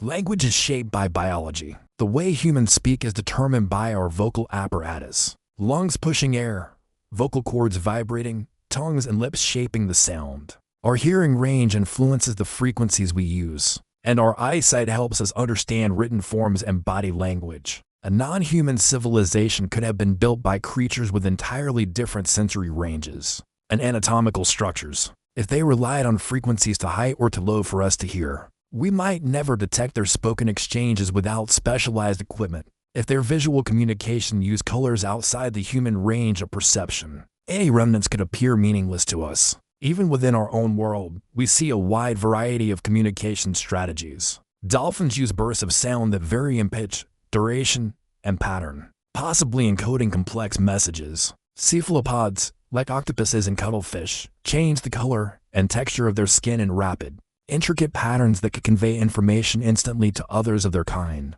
Bees perform dances to tell hive mates the direction and distance of food sources. Ants use chemical trails, laying down pheromones that other ants can read. Each of these systems is adapted to the abilities and needs of the species using it. If we were to encounter the remnants of such systems, without the living creatures to demonstrate them, our ability to interpret them would be limited. Imagine finding a fossilized octopus with no understanding of how it once communicated. Through color changes, you could study the structure of the skin, even reconstruct the pigments. But without seeing the behavior in action, the meaning would remain locked away. The same would apply to the traces of a vanished civilization.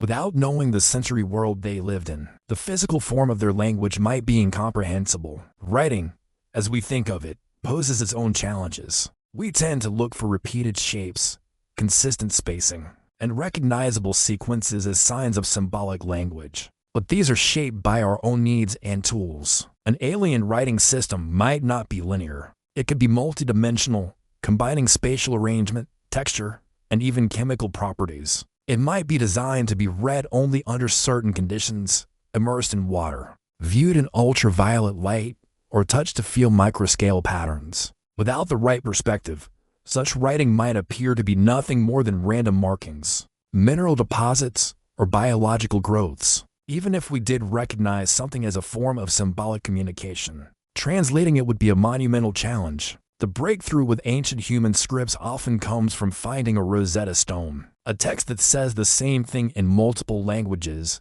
at least one of which we understand. Without such a key, translation can take decades, even for related human languages. For a non-human language, the gap could be far greater. Concepts that were central to their culture might have no equivalent in ours. Words might be based on sensory experiences we cannot have or on social structures that are entirely foreign to us. It's possible, too, that they might not have used discrete words in the way we do. Some modern animal communication seems to rely on continuous variation rather than distinct symbols. A sliding scale of sound, color, or chemical concentration that conveys meaning through subtle shifts. Translating such a system would require not just recognizing its existence, but understanding the context in which it was used.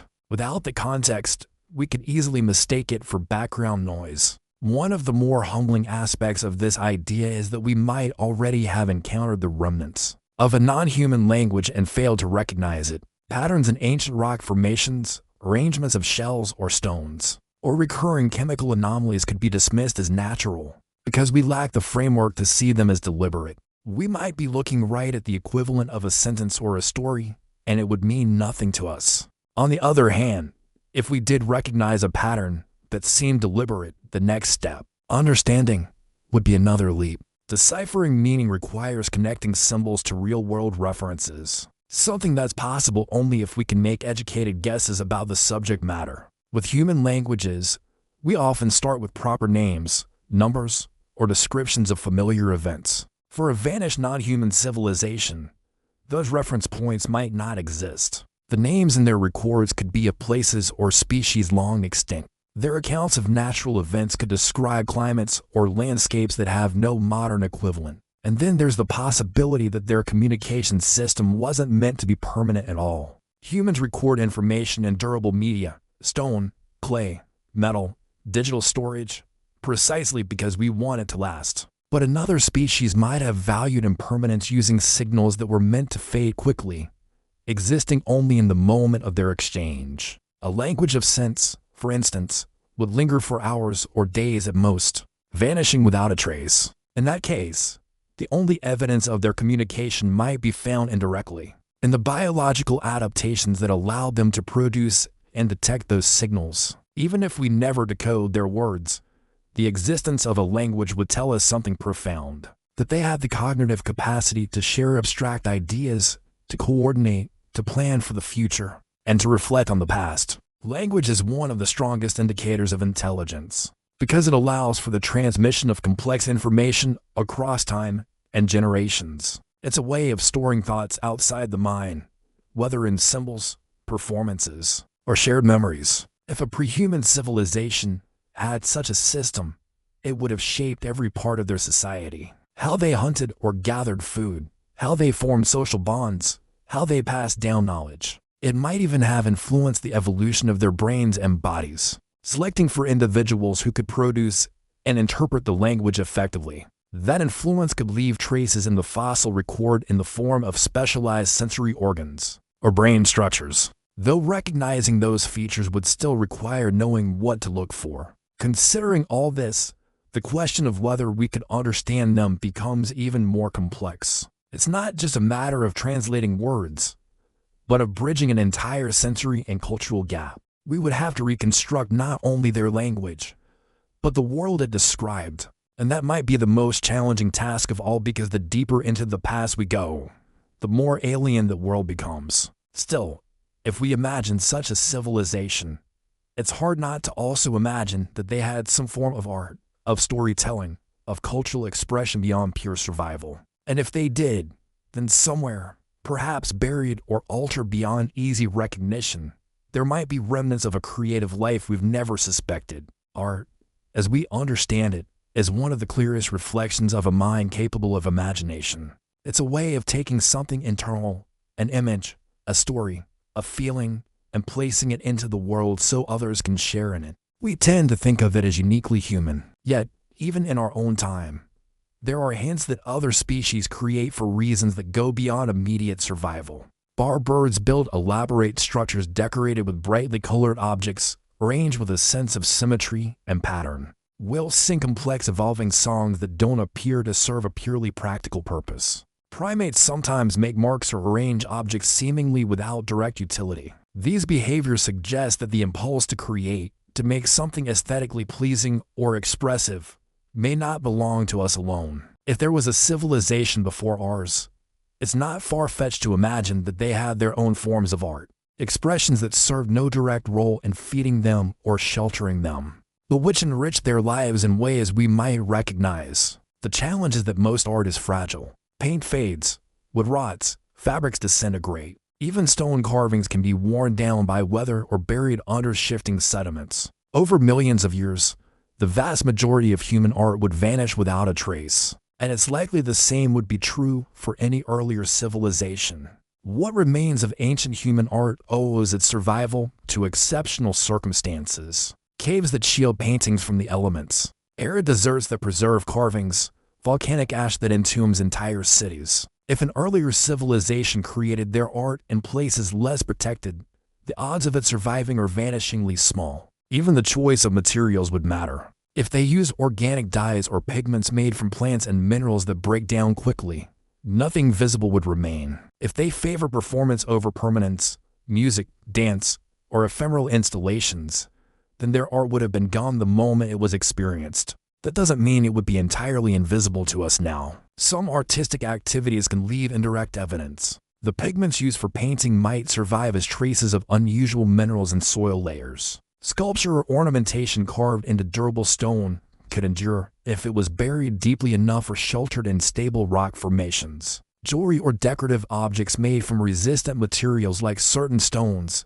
shells, or metals might outlast their makers, though they could easily be mistaken for natural formations or simple tools if their purpose wasn't clear. There's also the question of whether their art would even be recognizable to us as such. Art is deeply tied to the sensory and cultural world of its creator. What one species finds beautiful might mean nothing to another. Colors we see as vibrant could be invisible to them, while patterns they found striking might be imperceptible to our eyes. Their sense of rhythm could be based on tempos we can't comfortably hear or reproduce. An arrangement of objects that held deep symbolic meaning for them might look random to us without understanding the cultural context. We could walk past their masterpieces without realizing what they were. It's worth remembering that even among humans, art from distant cultures or time periods can be difficult to interpret. Ancient geometric carvings, abstract designs, and symbolic motifs can puzzle archaeologists for decades. We may know they were intentional and important,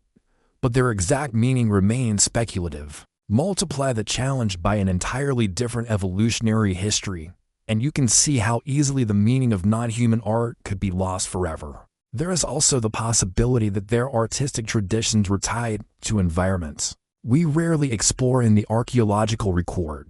If they lived primarily in coastal regions, much of their art could now be underwater due to changes in sea level. If they inhabited forests, their works might have been quickly reclaimed by vegetation and decay. If they lived underground or in caves, their art might still exist in hidden chambers we've never accessed. But finding it would require knowing exactly where to look and considering what such art might have been. It helps to think beyond our own categories of painting, sculpture, and music. Their creations might have involved living materials, plants grown into deliberate shapes, bioluminescent organisms arranged into glowing patterns, seasonal displays made from migrating animals or blooming flowers. They might have worked with sound in ways we can't easily replicate, using frequencies or resonances that don't carry well in our air, but were perfect in theirs. They might have created tactile art meant to be felt rather than seen or sensed, designed to evoke memory and emotion. If any of these left a physical trace, it might be subtle. Altered growth patterns in fossilized plants, unusual arrangements of shells or stones in ancient sediments, microscopic wear patterns on tools used for carving or shaping. Without the knowledge that these were created for aesthetic rather than practical purposes, we might simply catalog them as anomalies. The impulse to create also intersects with the impulse to record. If they had stories, histories, or myths, art could have been one of the ways they preserved and transmitted them. A sculpture might have embodied a cultural hero or a creation myth. A series of patterns might have encoded astronomical observations or seasonal cycles. An arrangement of objects might have marked a significant event or served as a memorial. Even if we couldn't decode these meanings, the act of creating them would point to a mind concerned with more than immediate needs. In the absence of witnesses, their art becomes not just a personal or cultural expression, but a potential message across time. Whether they intended it that way or not, it's one of the few things that could have had the power to survive them. The fact that we haven't yet found such a message doesn't mean it isn't out there. It might simply mean we don't yet recognize it for what it is. The Earth is vast, and our exploration of its oldest layers is still in its infancy. When we look at our own species, we can see how art shapes identity and community. It's possible that for them too, the act of creation reinforced social bonds, inspired cooperation, and provided a sense of continuity between generations. Even if their art never reached beyond their immediate surroundings, it would have been a defining part of who they were. The tragedy, if you can call it that, is that without someone to witness and understand it, the part of their identity would vanish as completely as the art itself. And yet, the absence of surviving works doesn't erase the likelihood that they existed, just as we infer the presence of ancient languages from the complexity of a society as tools or social structures. We might one day infer the existence of non-human art from other signs, a level of cultural sophistication that all but demands an aesthetic dimension. But to get there, we first have to consider how such a society might have risen, how it might have flourished, and ultimately how it might have fallen. The story of any civilization, whether real or imagined, is a story of change. It begins with the conditions that allow it to form. It develops through the forces that help it grow, and it ends or transforms when those conditions shift beyond what it can adapt to. This pattern is not unique to humans. It's written into the history of countless societies across our own world, and it's reasonable to think that if another civilization existed long before ours, it might have followed a similar arc. To rise, a civilization needs more than just intelligence. It needs a stable enough environment to support growth. It needs access to resources, food, materials, energy, and a way to manage them efficiently. It needs cooperation among its members, which could be driven by social bonds, mutual benefit, or a shared sense of purpose. If our imagined pre-human civilization was ocean-based, they might have relied on stable currents, abundant fisheries, and predictable migration patterns of prey. If they were land-based, perhaps they developed in a region with fertile soil, moderate climate, and access to mineral-rich hills or forests full of useful plants. Once those foundations are in place, the next stage is specialization. Individuals or groups begin to take on different roles: food gatherers, toolmakers, builders, storytellers, navigators. Specialization allows efficiency and innovation, because each role can evolve and improve over generations. This is the stage where traditions begin to form. Not just traditions of culture and belief, but of technology and technique. The knowledge of how to build a certain kind of shelter, hunt in a specific way, or navigate by particular stars becomes part of the shared inheritance of the group. Growth also tends to bring complexity. As populations increase, more coordination is needed to distribute resources, resolve disputes, and maintain order. Leadership structures may emerge, whether formal or informal, centralized or distributed. This can be a moment of great creativity when a society's values are codified into systems that shape its future. For a pre-human civilization, these systems might have been encoded in oral tradition, ritual, or symbolic art, or they could have been recorded in a medium we have yet to recognize as such. As their reach expanded, they might have spread into new environments, adapting their ways of life to different conditions. Coastal groups might have moved inland. River dwellers might have reached the open ocean. Forest people might have learned to survive in open plains. This expansion could bring contact with other groups, whether of their own species or entirely different intelligent lineages. Cooperation could bring trade and exchange of ideas. Competition could bring conflict and innovation driven by necessity. But with growth comes vulnerability. The larger and more interconnected a civilization becomes, the more it relies on stable conditions. A change in climate, a shift in food sources, or a geological event could ripple through the entire system. For an ocean-based society, a change in water temperature or currents could devastate their primary resources. For a land-based one, prolonged drought or flooding could collapse agriculture. These are pressures we can recognize because our own history is full of them. There's also the possibility of self-inflicted instability, overexploitation of resources, environmental degradation, or internal conflict can undermine the very systems that allowed a society to flourish. Without careful management, a civilization can reach a tipping point where its demands exceed what its environment can provide.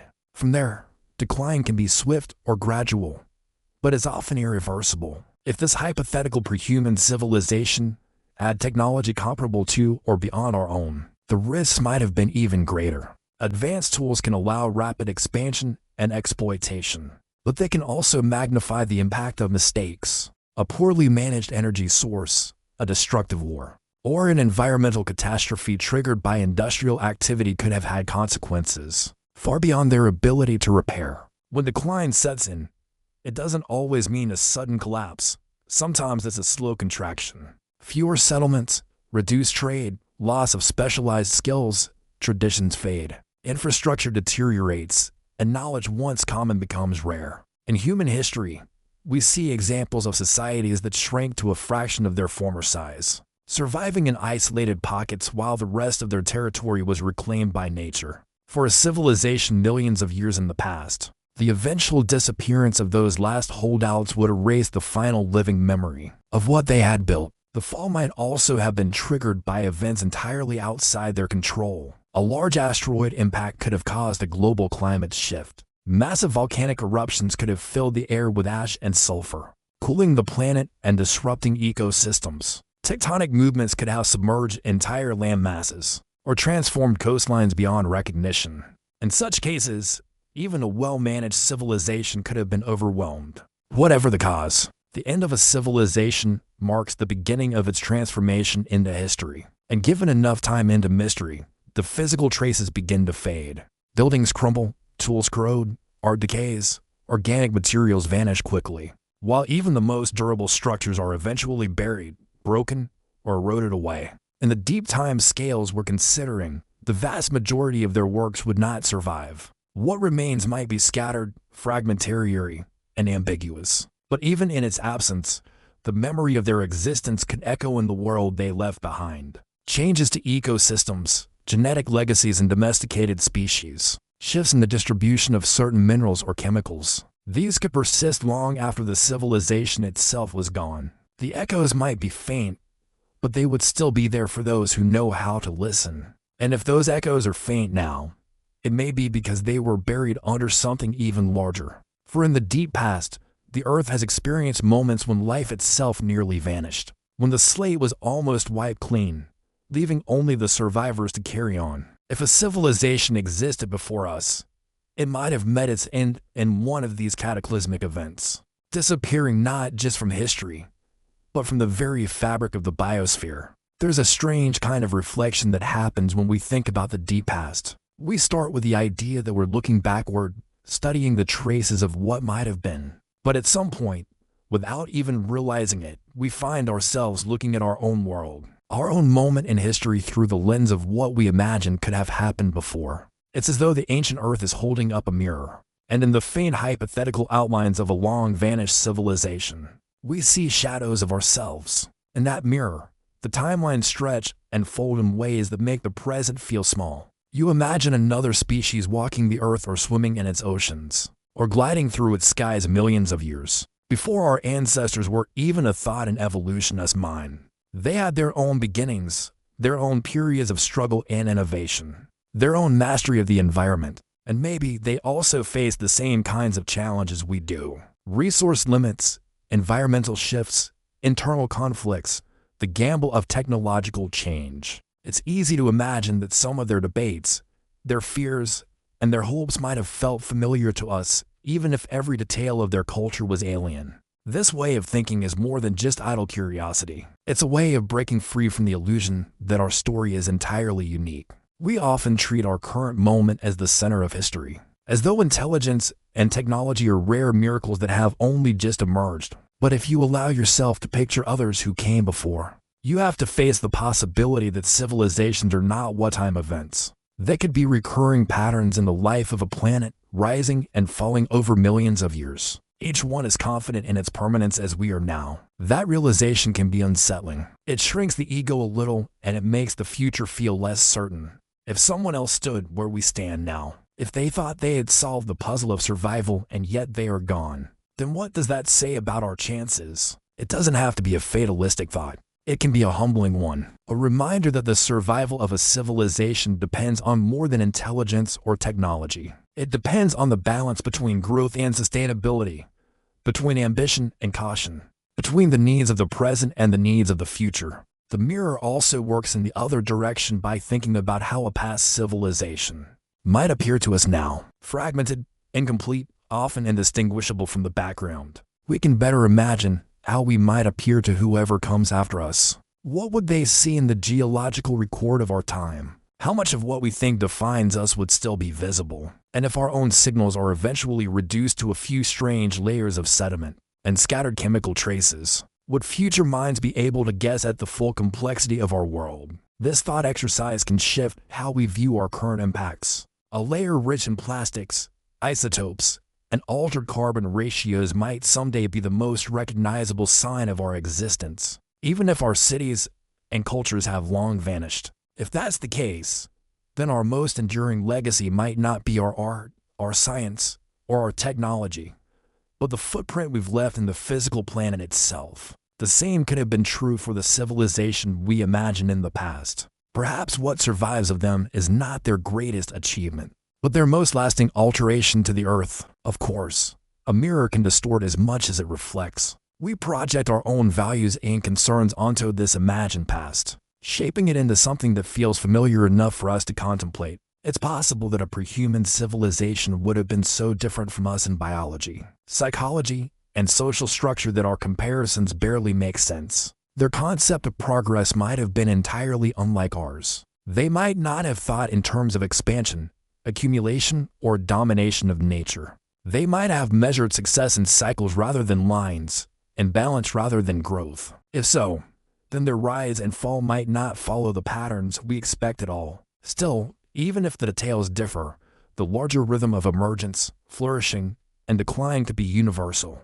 That rhythm is built into the nature of living systems which thrive within certain conditions and falter when those conditions change too far or too fast. It's the same for forests, coral reefs, and civilizations, whether human or otherwise. The conditions for life are always shifting, and every adaptation is temporary. When you think of the deep past in this way, the boundaries between imagination and science blur. We don't have direct evidence of another civilization before ours, but we do have evidence of the forces that shape and erase civilizations. We know how landscapes change, how climate can turn from stable to volatile, how resources can be exhausted. We know how fragile our own systems can be when pushed too far. That knowledge doesn't prove there was someone before us, but it tells us that if there had been, their fate might have been determined by the same pressures that will one day test us. Looking into this mirror also reminds us that time itself is the ultimate editor. It cuts away most of the details,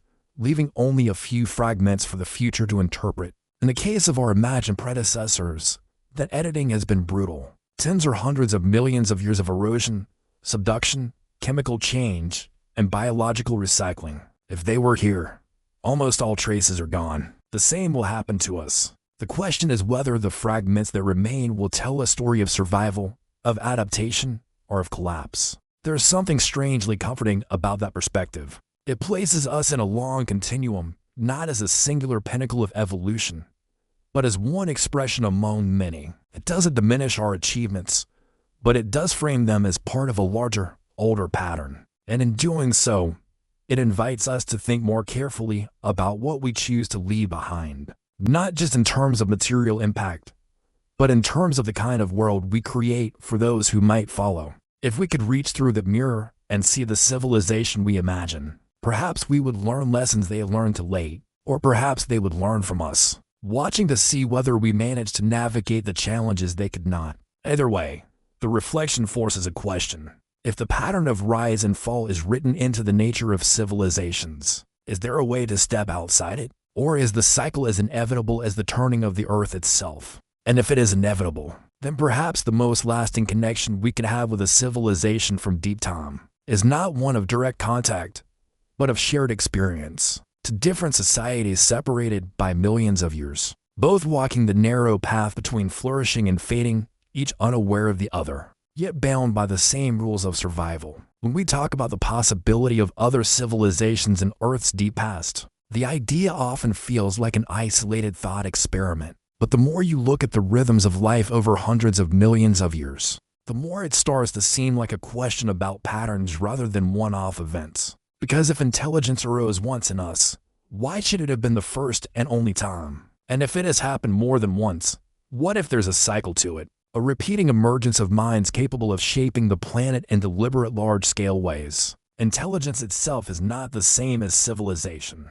The animal world is full of examples of creatures that demonstrate remarkable problem-solving skills, memory, and adaptability without ever building cities or industries. Octopuses can navigate mazes and use tools. Crows make hooks out of twigs to fish food from crevices. Elephants have complex social lives and seem to mourn their dead. None of these species has created a global infrastructure, but they show that intelligence in the raw sense is not rare. It evolves when it serves a purpose. Civilization, though, is something else. Is intelligence applied to long-term collective projects? It's the coordination of large groups towards shared goals, the development of technologies that compound over time, the ability to manipulate the environment far beyond what an individual could do alone. That combination, intelligence plus cooperation plus technology, is much rarer, at least in the fossil record we know. But rarity is not the same as impossibility. On Earth, complex life has been around for over 500 million years, and in that span, there have been multiple bursts of evolutionary innovation. Whole new body plans appeared. During the Cambrian explosion, land plants transformed the atmosphere. Vertebrates moved from water to land and then in some lineages back to the water again. Flight evolved independently in insects, pterosaurs, birds, and bats. Each of these transformations happened not once, but multiple times in different forms and with different species. So why not civilization? It may be that given enough time, the combination of intelligence, cooperation, and technology emerges again and again, just as flight or vision does. The path might look different each time, shaped by the particular environment and evolutionary lineage, but the end point, a species capable of reorganizing the world around it, could be a recurring phenomenon. If that's the case, then what we're experiencing now is not unique in kind, only in detail. We might be the most recent in a series of civilizations that have risen, flourished, and vanished, each leaving behind traces that grow fainter with age. And if the traces of our own time will one day be difficult to recognize, how much harder would it be to detect those of a civilization that lived tens or hundreds of millions of years ago? It's not hard to imagine a cycle like this playing out over and over. A new form of intelligence emerges, adapting to the world it finds. It discovers ways to manipulate its environment to increase comfort, security, and resources. As it grows in numbers and capability, it develops tools and infrastructure, spreads across different habitats, and alters the planet on a scale large enough to be seen from space. For a time, it thrives, but eventually it encounters the same limits. Environmental shifts, resource depletion, internal instability, or catastrophic external events. Some cycles might end quickly in sudden collapses triggered by disasters too large to manage. Others might fade slowly with populations dwindling and complexity unraveling over centuries or millennia. Either way, the outcome is the same. The civilization disappears, leaving the planet to recover and reset. After a long enough pause, the process begins again with a different species, a different set of tools, and a different cultural path. One reason this idea is difficult to test is that the cycles could be separated by immense spans of time. Between one civilization and the next, tens of millions of years could pass, enough for the continents to shift, climates to change completely, and nearly all physical traces to vanish. Even if a few scattered artifacts survived, they might be buried so deeply or altered so thoroughly that they would be indistinguishable from natural features. It's also possible that not every cycle produces a technological civilization as we define it. Some intelligent species might choose paths that minimize large-scale environmental impact, valuing stability over growth. They might never develop metallurgy or industrial power, not because they lack the ability, but because their cultural priorities lay elsewhere. Such civilizations might still rise and fall, but their footprints in the geological record would be even fainter, perhaps invisible to any future observer. If cycles of intelligence do exist, they raise questions about what drives them. Is there something in the nature of evolution that makes advanced intelligence more likely over long periods of time? Or is it a rare convergence of accidents? A roll of the dice that doesn't come up often enough to form a true pattern? And if it is a pattern, does it follow a rhythm we could measure tied to planetary cycles like climate shifts, tectonic reorganizations, or extinction events? Looking at Earth's history, we can see moments when such cycles could fit. After each mass extinction, life rebounds in bursts of diversity and innovation. These are moments when entirely new kinds of organisms take over ecological niches, sometimes developing novel capabilities. If intelligence is one of the possible outcomes, then the aftermath of an extinction could be fertile ground for it to evolve. In that sense, catastrophic loss might not just end civilizations. It might set the stage for the next one. This possibility reframes our own place in time. If we are part of a cycle, then our story is connected to others we will never meet. We are living in the space between what came before and what might come after. The traces we leave will be the starting point or the cautionary tale for some distant future intelligence. Whether they recognize us or not, we will be part of their world in the same way a hypothetical pre-human civilization might still be part of ours through the changes they left embedded in the planet. It also raises the unsettling possibility that cycles don't necessarily lead to cumulative progress. Just because one civilization rises after another doesn't mean each is more advanced than the last. The conditions of the world at the time could favor different strengths, different priorities, and different technologies. The cycle could be less like a ladder and more like a wheel, turning endlessly through variations on the same themes. If that's true, then intelligence might be less of a linear march toward a pinnacle and more of a recurring opportunity, one that can be seized or squandered and which always comes with an expiration date. And in thinking about how such cycles might work, we can't avoid wondering what, if anything, survives between them. Could knowledge ever be passed from one to the next? Could traces of a past intelligence somehow influence the next to rise? Or does the slate always return to near blank, forcing each new civilization to start from scratch? The answer to that might determine whether cycles of intelligence ever lead to lasting change on a planetary scale or whether they are simply passing waves in the longer ocean of Earth as history, leaving only faint ripples for those curious enough to notice. It's not a thought most people linger on for long, but imagining the world without us can be one of the most revealing exercises in understanding our place here, not just in the abstract, but in concrete detail. What would happen if, for reasons natural or otherwise, our species ceased to exist overnight? The street is still full of cars, the lights still on in some places for a while, the skies still crossed by the faint lines of aircraft vapor. On that first day, the difference might not be visible from a distance, but the chain of events would begin immediately. Within hours, systems that depend on constant human oversight would begin to fail. Power grids would go down in sections as automated protections trip without anyone to reset them. Some areas might hold on longer than others, thanks to backup generators or self-regulating infrastructure. But the overall decline would be steady. Nuclear power plants without engineers to monitor them would shut down as safety systems engaged, though the handling of spent fuel would pose hazards for decades to come. Satellites would continue to orbit for years, some for centuries before atmospheric drag finally pulled them down. Within days, the signs of neglect would become harder to ignore. Water treatment plants would stop functioning, leading to contamination in rivers and reservoirs. Food in supermarkets and warehouses would begin to rot, feeding explosions in rodent and insect populations. Domesticated animals would be left to fend for themselves. Some would adapt, others would die out quickly without the structures we built for them.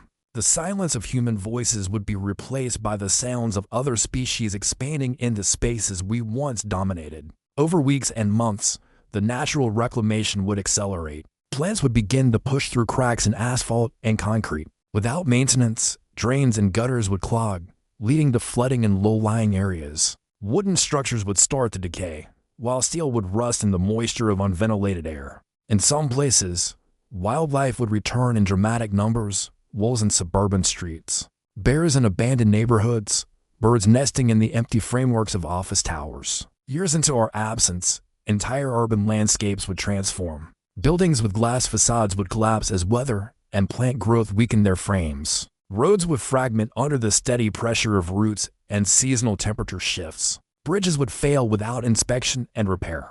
The great landmarks of our time, the structures we assume will stand for ages, would be brought down by the same slow forces that erase mountains over geological time. Only here, the pace would be faster. Over decades, cities would dissolve into forests, wetlands, and grasslands depending on climate and geography. Rivers would reclaim their floodplains. Coastal areas would shift as tides and storms reshape the shorelines. The remains of our industries, steel plants, oil refineries, chemical factories would rust, leak, and eventually be buried under sediment or overgrown by vegetation. Our tallest towers would be unrecognizable heaps of debris. Some things, though, would last much longer. Plastics, unless exposed to sunlight, could persist for hundreds or thousands of years, breaking into smaller pieces, but not fully decaying. Glass, ceramics, and certain alloys would endure for even longer, though scattered and degraded. The remains of underground infrastructure, tunnels, pipelines, and foundations might persist for hundreds of thousands of years in some form, shielded from erosion. Even on those longer time scales, most of what defines our present world would fade. The written word stored on paper or in digital form would vanish quickly without active preservation. Digital archives would be gone within decades as storage media decayed. Stone carvings might survive for millennia, but they too would eventually wear away. Without someone to maintain the meaning, even if fragments survived, they might be indecipherable. From a geological perspective, the most enduring legacy would likely be chemical. The carbon from our fossil fuel use would remain in altered isotope ratios in the rock record for millions of years. Layers containing plastics, fly ash from coal burning, and traces of synthetic compounds would form a distinct boundary that future geologists or future intelligences could detect. These would be the telltale markers of a technological civilization, even if all visible structures had vanished. If the planet kept turning without us for tens of millions of years, those markers would grow faint but not disappear entirely. In some ancient strata, there would be an anomalous layer, thin compared to the vast geological column, but distinct. A sudden spike in carbon isotopes, the presence of synthetic molecules, microscopic fragments of industrial products. That might be all that remained of us, compressed into a band no thicker than a human hand. What's striking in this thought experiment is how quickly most of our physical presence would be erased. For all our concrete and steel, for all our sprawling cities and engineered landscapes, nature would reclaim the surface faster than we like to imagine. It would be the hidden microscopic and chemical changes that endured, and that in turn shows how plausible it is that if there were civilizations before us, their surface traces could have been wiped away just as completely. Thinking about our absence also forces a question about what kind of mark we want to leave. Right now, we are actively choosing our future legacy, whether we intend to or not. The materials we use, the energy sources we depend on, the way we interact with ecosystems. These decisions will determine what is visible to anyone who studies the Earth long after we're gone. If the most durable evidence of our existence is environmental damage, then our story might be read very differently than we would tell it ourselves. And there's another angle. The absence of us would not mean the absence of intelligence forever. The Earth's history suggests that life rebounds from mass losses, often diversifying into new forms. In our absence, the ecological natures we occupy would open to other species, some of which might evolve higher intelligence over time. The cycle could begin again, just as we've been wondering it might have before. If so, those future minds might one day look back, if they could, at the faint marks we left and wonder who we were, just as we now wonder about those who might have come before. There is something quietly reassuring in knowing that not every question has an answer. We're taught to think of unanswered questions as problems to solve, gaps in our understanding to be filled. And in many cases, that's true. We build science and history on the desire to close those gaps. But when it comes to the deep past, especially the parts of it that might involve other civilizations long gone, there's a certain peace in letting some questions remain open. It's not just about the romance of the unknown, though that's part of it. It is about recognizing that mystery has a role in shaping the way we see our place in the world. If we could map every corner of history, if we could account for every rise and fall, the past might feel like a closed book. There would be nothing left to discover, nothing left to imagine. And imagination, as much as data, is what keeps us curious. We already live in a world with mysteries in plain sight. There are ruins whose builders we know, but whose reasons remain debated. There are languages we've recovered in fragments, but whose full meaning escapes us. There are fossil species that stand at the edge of what we understand about evolution. These puzzles anchor us in the knowledge that the human story is complex and incomplete. Now, extend the feeling beyond the human story to a time when, if the idea is right, we weren't here at all. Yet, someone else might have been.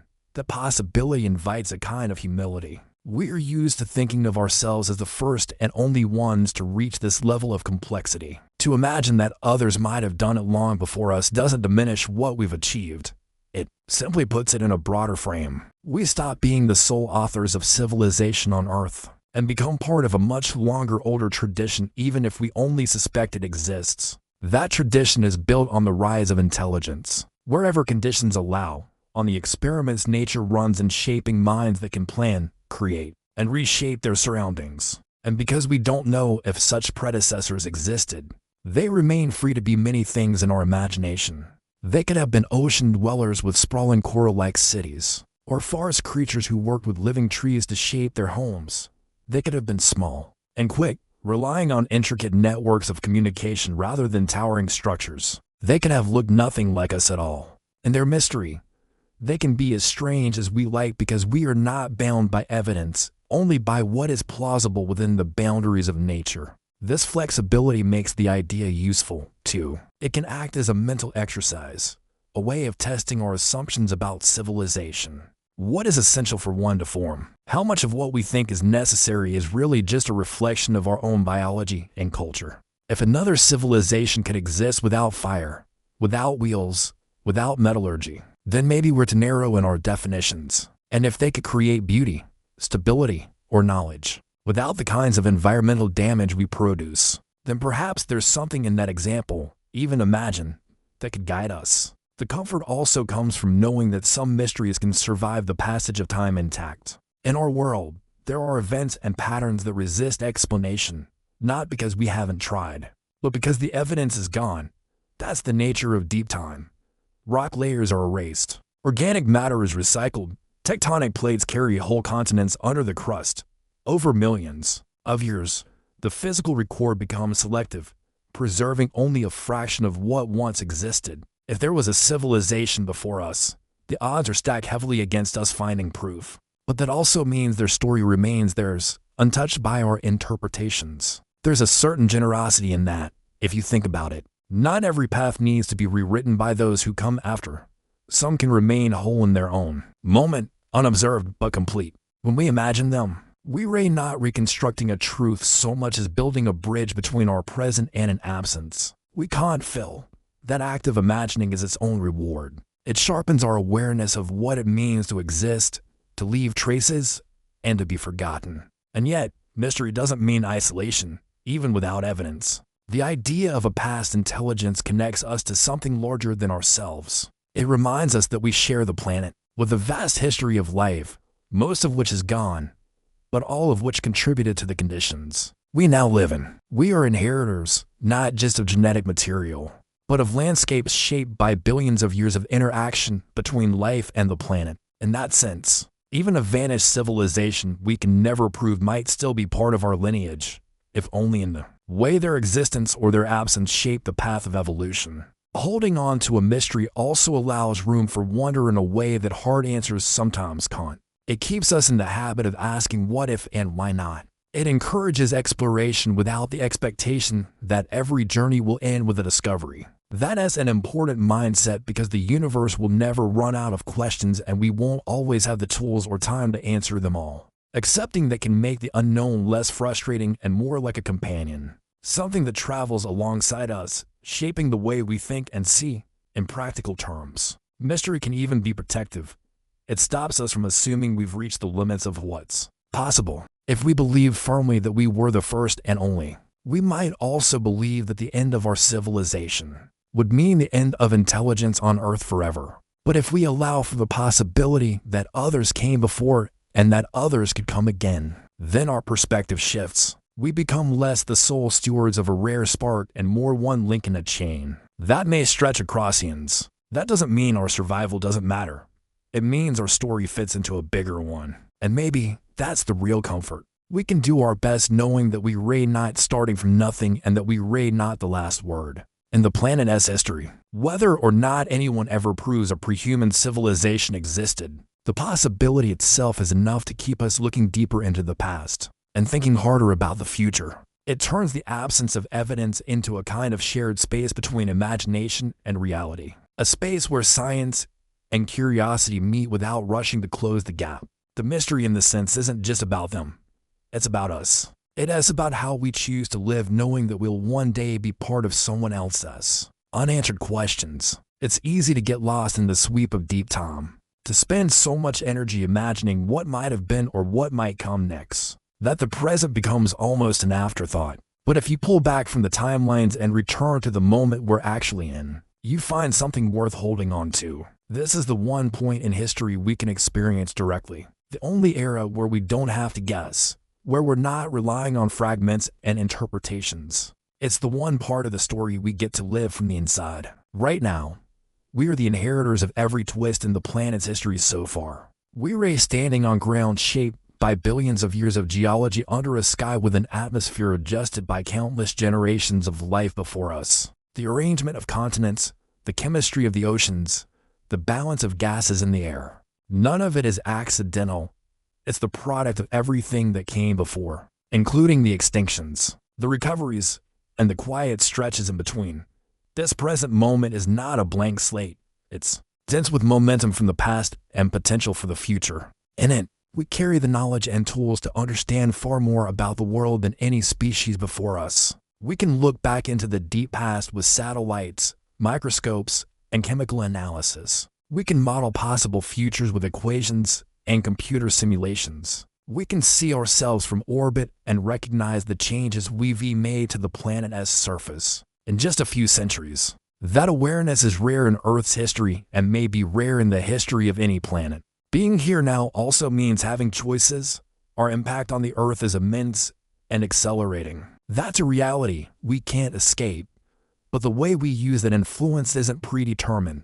We can choose to amplify the damage we do, or we can choose to limit it. We can decide whether our legacy will be a sharp break in the geological record, or a more subtle presence that leaves room for what comes after. The past might be fixed, but the future is still open to the decisions we make right here. It's worth remembering that those decisions don't have to be grand gestures to matter. History is shaped by accumulation, the slow build of habits, systems, and ideas. A civilization isn't just its monuments or its leaders. It's the sum of countless individual actions repeated day after day. Those actions are happening right now in everything from how we use resources to how we pass on knowledge. In that sense, the present is the active layer where the past and future meet, and what we do in it decides which patterns will persist and which will change. If you think of our time as part of a larger cycle, then this moment is a critical phase. We are far enough along in our development to have altered the planet in visible, measurable ways. That puts us at a point where the same pressures that may have challenged any earlier civilization, environmental limits, energy demands, internal complexity are building around us. We can study our own trajectory in real time, seeing the warning signs and the opportunities. If there is a way to extend the lifespan of a technological civilization beyond whatever natural limit the cycle imposes, this is when we'd have to find it. And if we are the first civilization, not part of any cycle, then our choices matter even more. We might be setting the precedent for what an intelligent species can do with a planet. That's an enormous responsibility whether we ask for it or not. In that version of history, the patterns we establish now can echo into whatever comes next millions of years from now. If intelligence rises again, we could be the example that future minds remember or the cautionary tale they study. Right now is also the only place where the questions about the past and future intersect. When we speculate about earlier civilizations, we are really testing the boundaries of what's possible. Could intelligence evolve more than once? Could technology rise and fall without leaving obvious traces? Those questions are about them, but they are also about us. They ask whether we are part of something larger or entirely on our own, whether our challenges are unique or shared. And by living in the present, we have the advantage of being able to act on those questions even without definitive answers. The present is where we can build records meant to last, not because we expect them to, but because we know how fragile evidence can be. It's where we can decide what knowledge is worth preserving and how best to preserve it. If the geological record is the only sure way to communicate across millions of years, we can shape the message intentionally rather than leaving it as an accidental byproduct of our industrial footprint. That is a rare kind of agency in the life of a species, and one that is easy to overlook. When we stay focused only on the immediate, where we are right now is also a moment of incredible connection. We can communicate across the planet in seconds, share ideas instantly, and coordinate efforts at a scale no earlier society could have imagined. That network is fragile, dependent on infrastructure that would vanish without maintenance. But while it exists, it's a tool for shaping our collective story. It means that the decisions we make today aren't isolated. They ripple outward faster and farther than at any other time in history. And yet, despite all this reach and knowledge, the present is still full of limits. We can't see every consequence of our actions. We can't predict every shift in climate, every political change, every innovation or setback. We live in a blend of control and uncertainty, just like every civilization before us. The difference is that we're aware of it, watching ourselves from within and from a distance at the same time. That perspective is a strength if we use it well, and a distraction if we get lost in it. Living here in this exact moment means holding the truths at once: that we are temporary and that we have influence. Temporary because no species lasts forever, and influence because while we are here we can alter the course of things. It is a combination that can lead to carelessness or to carefulness depending on how we choose to see it. The deep path suggests that if we don't pay attention to the balance, the planet will eventually reset without us. But it also suggests that life is resilient, that recovery and renewal are part of its nature. Where we are right now is a crossroads we can only fully recognize in hindsight. Future generations, whether human or something else, will see the shape of our choices more clearly than we can. They'll know whether we extended our time in the cycle or cut it short. They'll know whether we left behind a legacy of learning or of loss. For us, it's harder to see because we're in the middle of the story. But that's the nature of the present. It's always in motion, always becoming the past. And that's why even while we imagine what might have come before and what could come after, it's worth pausing to notice where we stand now. The moment itself is fleeting, but it's also where every decision is made, every action taken, every small shift in the course of history set into motion. It's the point of connection between the Earth's long memory and the possibilities still ahead. Thank you for letting your thoughts wander here with me tonight. If the journey left you curious or gave you something steady to drift off to, I'd be glad if you stayed for the next one.